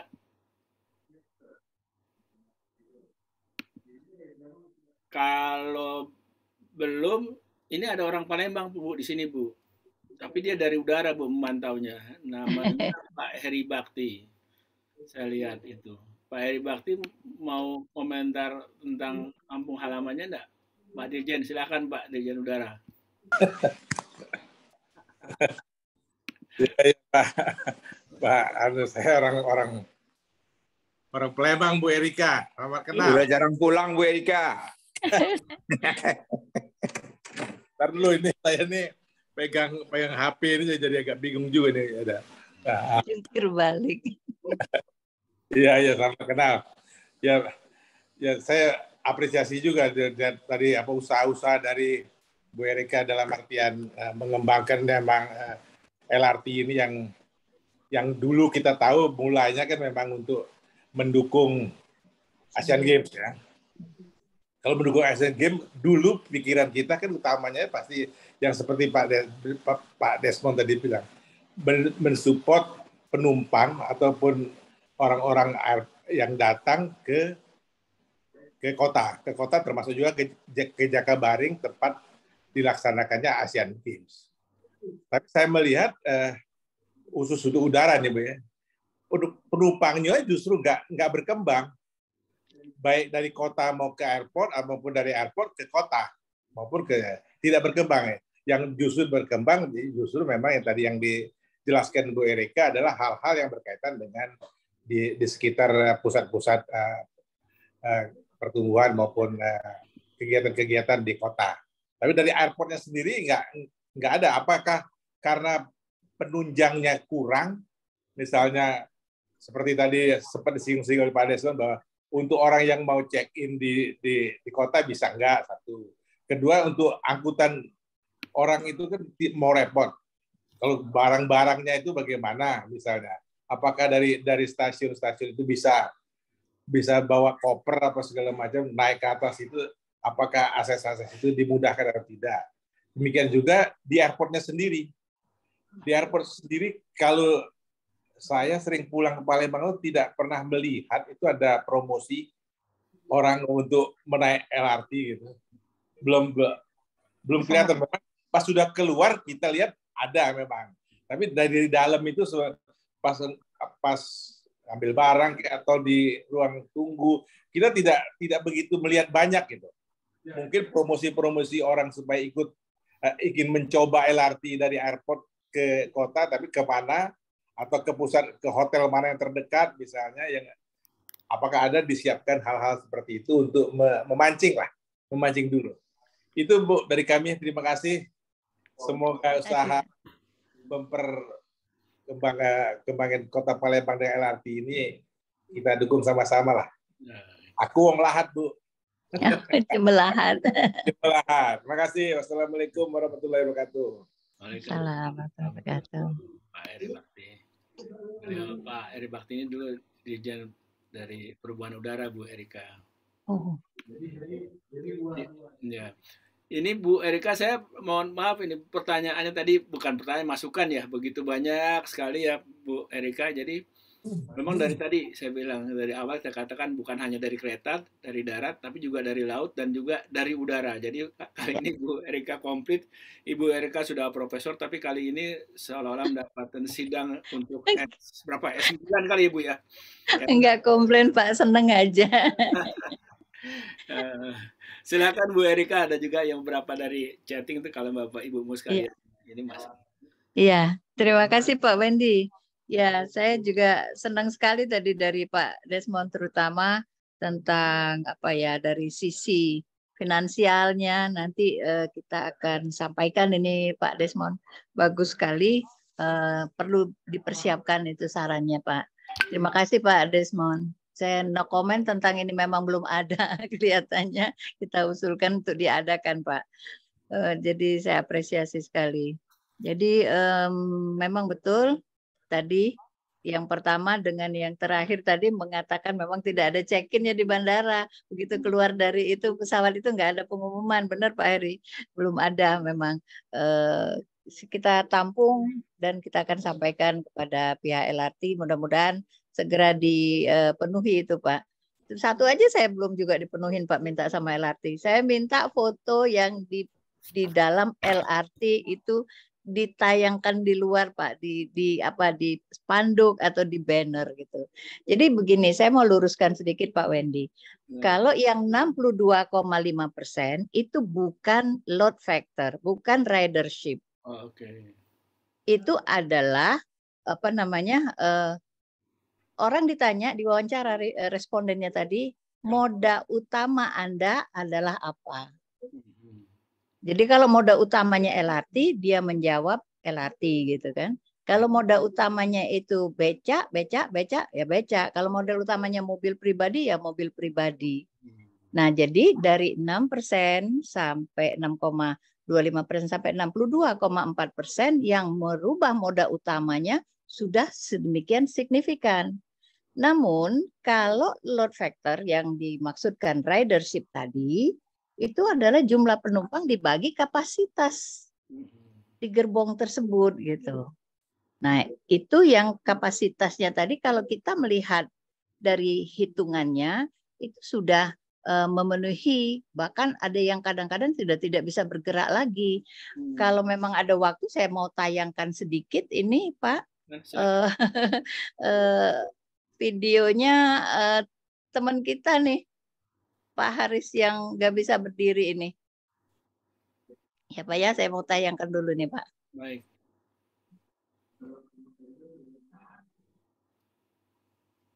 Apakah ini kurang? Silakan tanyakan sama Pak Haris.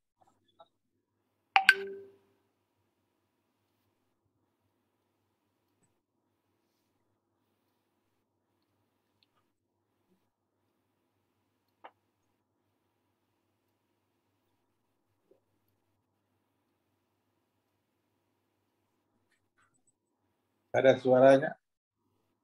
Nggak ada suaranya. Ada. Aduh. Tapi kalau diputar lagi nanti bosen ya Pak ya. Jadi maksud Pak Haris tadi itu penuh. Terdengar juga anak kecil menangis karena kesumpekan terlalu padat barangkali. Dan dia mengucapkan sukses untuk LRT Palembang. Jadi saksi hidupnya Pak Haris Pak, alumni dari ini, ketua alumni dari apa? TTD. Sekolah Tinggi Transportasi Darat. Ya, transportasi darat, alumni, ikatan alumninya itu. Jadi saya tidak berbohong dan itu fakta nyata. memang mungkin Pak Edi Nur Salam sudah agak lama tidak ke Palembang, sudah tidak nyanyi lagi barangkali. Coba deh beda antara 62,5% yang dimaksud main mode tadi, moda utama, dengan ridership. Kalau ridership, insya Allah Pak sudah terpenuhi. Jadi andai kata, kami sudah berpikir jauh lagi Pak, andai kata ridership-nya ini sudah pack lagi, sudah demand-nya sangat padat lagi, kita minta gerbong lagi barangkali kan. Sudah berpikir ke arah situ. Jadi marketing transportasi ini terus jalan Pak. Jadi Pak Hermanto, terima kasih responnya Pak. Tadi kita sama-sama diskusi tentang LRT ini, masukan-masukan Bapak sudah kami jalankan semua insya Allah Pak.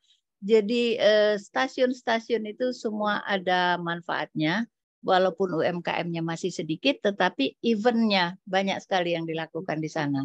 Jadi ada lomba melukis anak, lomba ini, lomba itu, dan terakhir kemarin festival Pak, lomba band, dan dibagikan hadiahnya pada saat festival.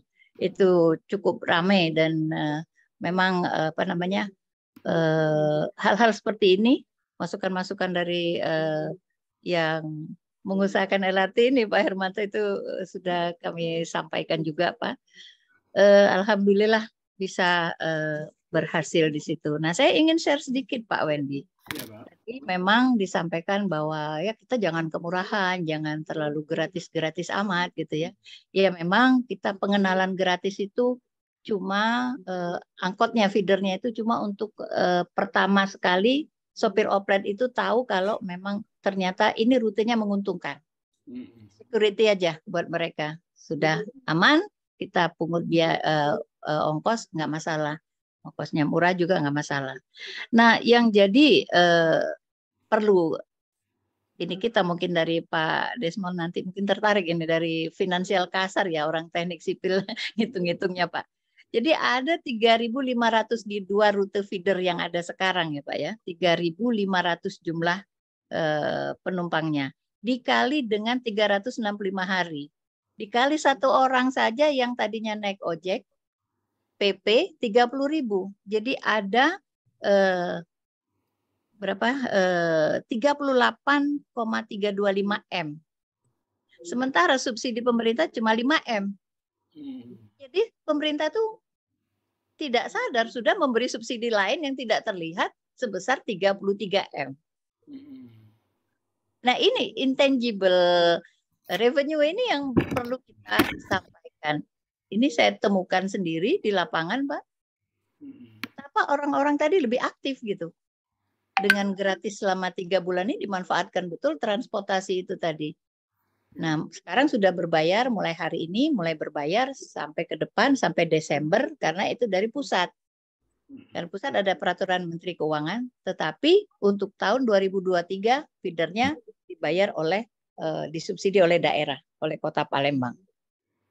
Jadi alhamdulillah yang ini mungkin ditambahkan mungkin Pak Desmond bahwa 1 rute, 2 rute saja sudah untungnya seperti ini 33 M.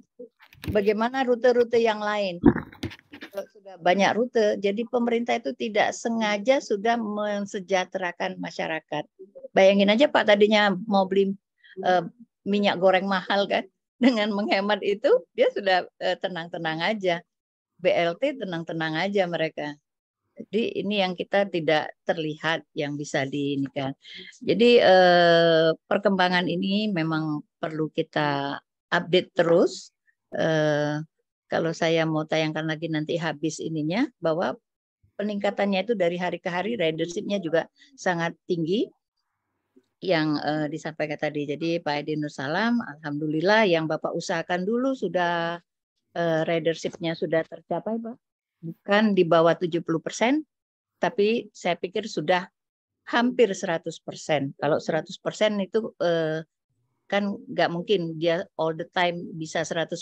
Jadi naik turun pada fluktuasi hours-nya, jam-jam berangkatnya tadi.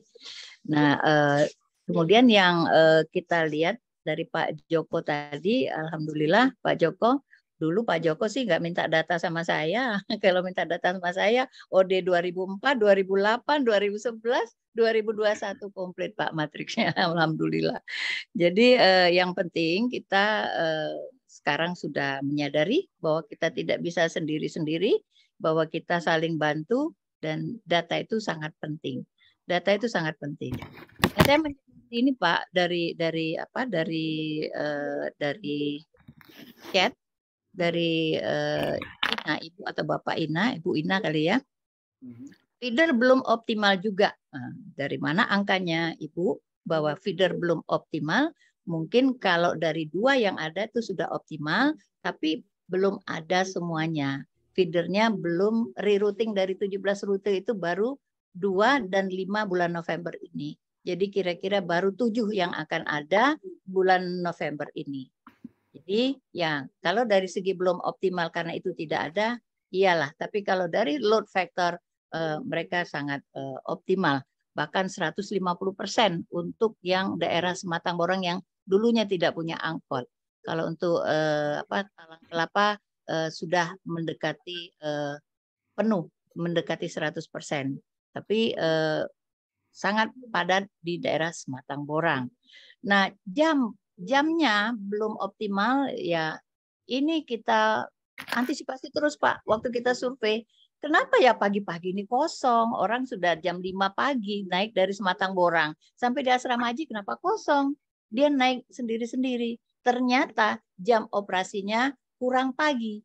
Jadi sekarang lebih pagi lagi LRT-nya beroperasi. Jadi Bu Ina kalau mau ini insya Allah LRT-nya sudah beroperasi lebih pagi lagi jam 5 dan nanti selesainya tutupnya itu sampai jam 9 malam.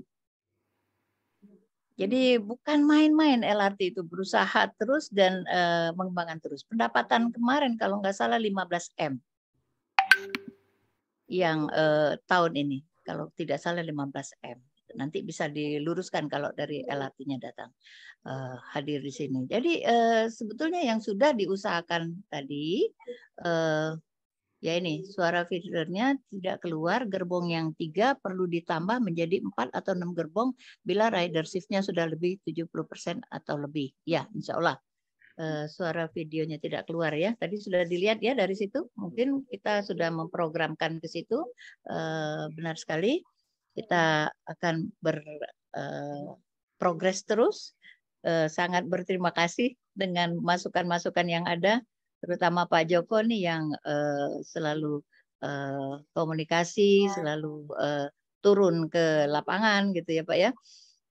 Dan yang terpenting sekali ke depan yang biaya tadi kita hitung juga pemerintah menyumbang 5M, untungnya 33M itu yang tidak ketahuan masuk dengan bentuk kesejahteraan dari penghematan uang dapur, uang belanja, yang itu yang perlu disyukuri nikmat dari feeder di Palembang. Dan otomatis LRT. Yang LRT tidak gratis semua, LRT cuma gratis untuk pelajar dan mahasiswa. Kita umum tetap bayar 5.000. Tetap bayar kalau dari stasiun ke stasiun 10.000, kalau dari salah satu stasiun ke tengah itu 5.000. Nah, jadi itu bisa disiasatin orang nanti. Turun aja di Polres. Polres nanti ada oplet feeder ke OPI, Komplek OPI. Jadi ini di Komplek OPI sudah jalan feedernya di seberang Ulu.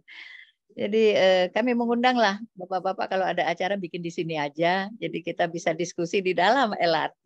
Gitu Pak Wendy ya nggak? Setuju nggak Pak Wendy? Ya Pak Heri kan udah lama nggak kesini ke Palembang ya? Pak Heri udah lama nggak ke Palembang. Iya, jadi juga saya di LRT aja. Prof, ini ada siapa ya? Ini Ucok BPD 7 apa sih? BPTD 7? Ah iya. Saya dari ini Pak, dari Balai Transportasi Daerah Pak. Sudah diperbolehkan men-share rekaman Zoom hari ini. Oh nanti rekamannya, iya betul nanti kita rekam. Terus saya lihat hadir Pak Fahmi, Kepala BPTD Sumber. Tuh ada Pak Rizal Wasal Pak. Pak Fahmi, ada Pak Rizal Wasal. Tuh Pak Rizalnya. Ya, Pak. Oke, saya sih oke aja. Kalau Ibu masih oke, kita kasih kesempatan Pak Rizal Wasal sama Pak siapa nih? Pak Pak Fahmi. Pak Fahmi. Iya. Sebentar nanti ya. Iya, Pak Rizal Wasal godfather-nya itu, Pak. Biar Sekarang. komplit. Silakan Pak Rizal Wasal dan Pak Fahmi. Biar komplit semua. Ya, Bapak. Silakan. Baik, Bapak. Terima kasih, Pak. Tadi maaf, saya mohon maaf juga baru masuk karena baru selesai, Pak. Kami memang melakukan sesuatu di Palembang dengan konsep Pak Bu Prof Erika, bagaimana meningkatkan ridership yang ada di LRT Palembang. Selain itu juga kami bekerja sama dengan tenaga ahli MRTJ, bagaimana meningkatkan non-core bisnis dalam pelayanan kereta api LRT Palembang. Nah, Pak, perkembangan terakhir ini memang dalam waktu dekat kami ada dua hal yang akan dilakukan setelah meningkatkan pelayanan di melakukan kegiatan untuk bagaimana membuat suatu pergerakan orang atau ridership naik kereta api. Kami juga dalam waktu dekat ini akan menambah 5 feeder yang sebagaimana disampaikan Bu Prof Erika ini di bulan November tambah 1, nanti tanggal 16 ada 3 lagi, yang itu biayanya dikeluarkan oleh kereta api, Pak. Jadi tidak lagi biaya untuk feeder BTS angkot-angkot itu tidak dari darat tapi sekarang dari kereta api, di mana karena LRT kami sudah BLU, maka itu menjadi salah satu investasi yang kami lakukan di dalam meningkatkan ridership. Jadi kami yang membiayai BRT tadi, angkot-angkot tadi dengan pendapatan yang dikelola oleh LRT Palembang, dan dengan harapan nantinya uang itu bisa kembali pada saat mereka menaik kereta api LRT, insya Allah maka akan lebih untung dengan tingginya ridership dari angkot-angkot yang menjadi investasi kami dalam memberikan pelayanan. Mereka gratis, Pak, naik angkot dengan investasi kami itu, tapi pada saat naik kereta mereka bayar. Nah, pada kereta pun banyak pilihan, dan mungkin disampaikan Bu Prof Erika, untuk anak sekolah pun kita kasih langganan 25.000 per bulan, dengan mahasiswa juga seperti itu.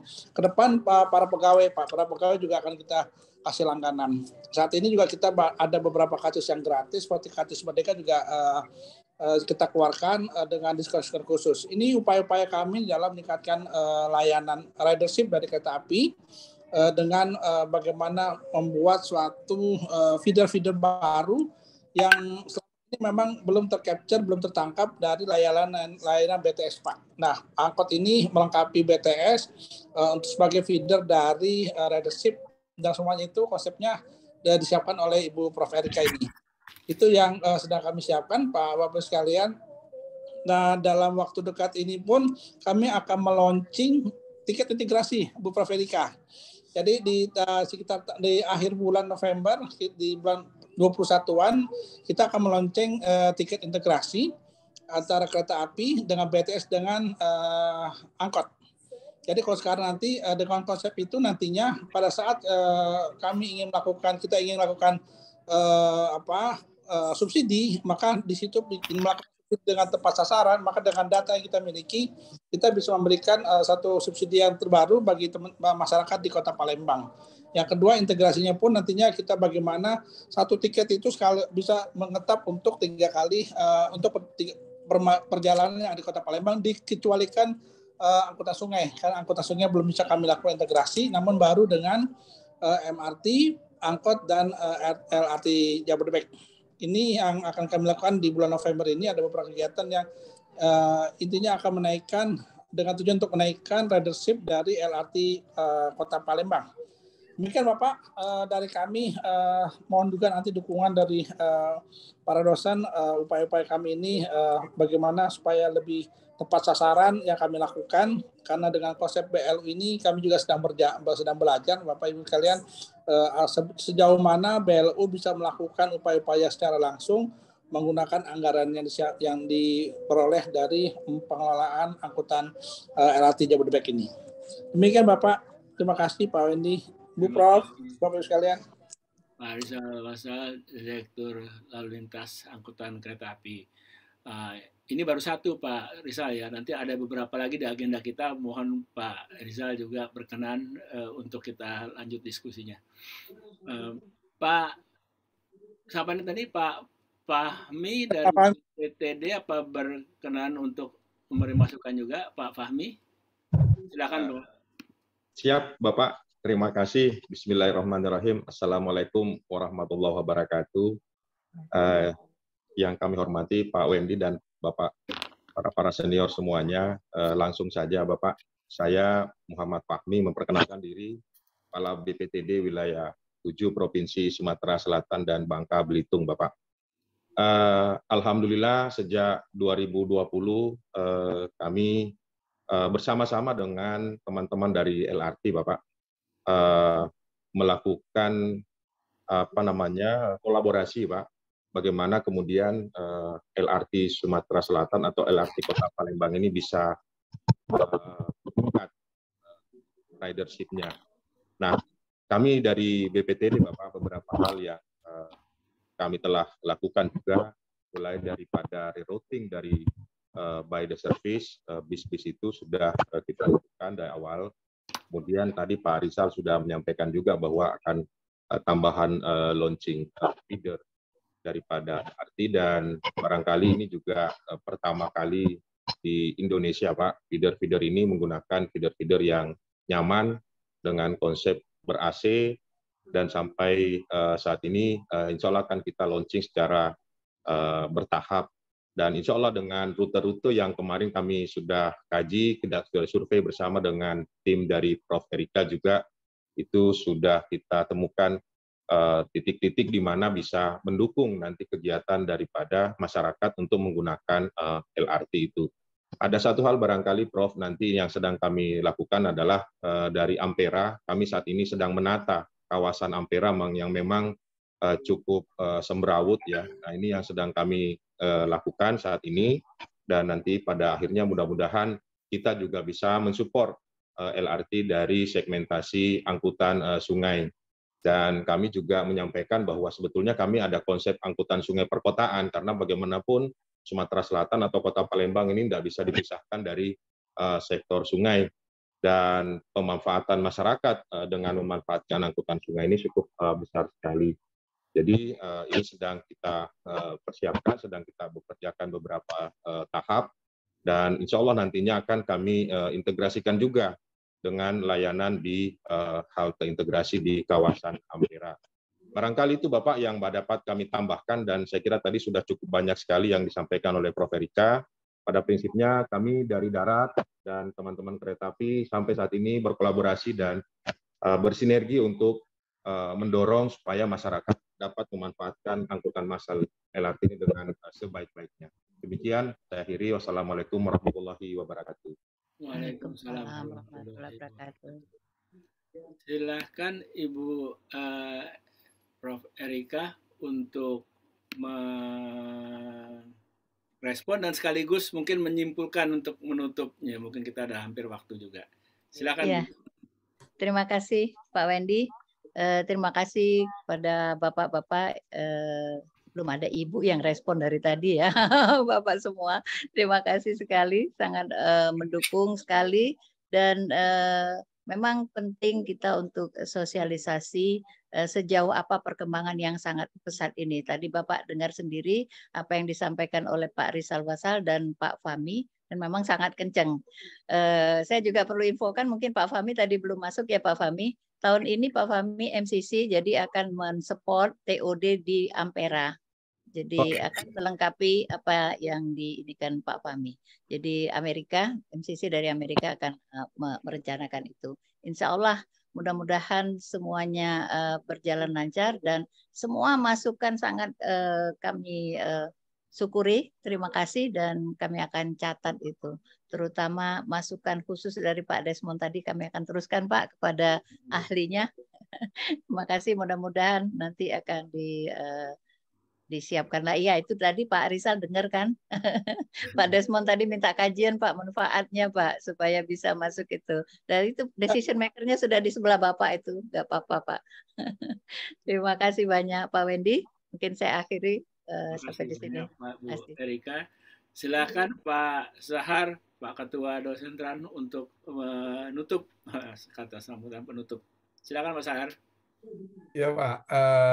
Terima kasih kepada Profesor Erika Bohari yang luar biasa masukannya hari ini. Jadi banyak media sebetulnya untuk bisa melihat kegiatan LRT di Palembang. Ada IG, ada Facebook, mungkin nanti ada macam-macam. Jadi mungkin banyak yang bercerita mengenai LRT Palembang, tapi tidak dari sumber yang semestinya.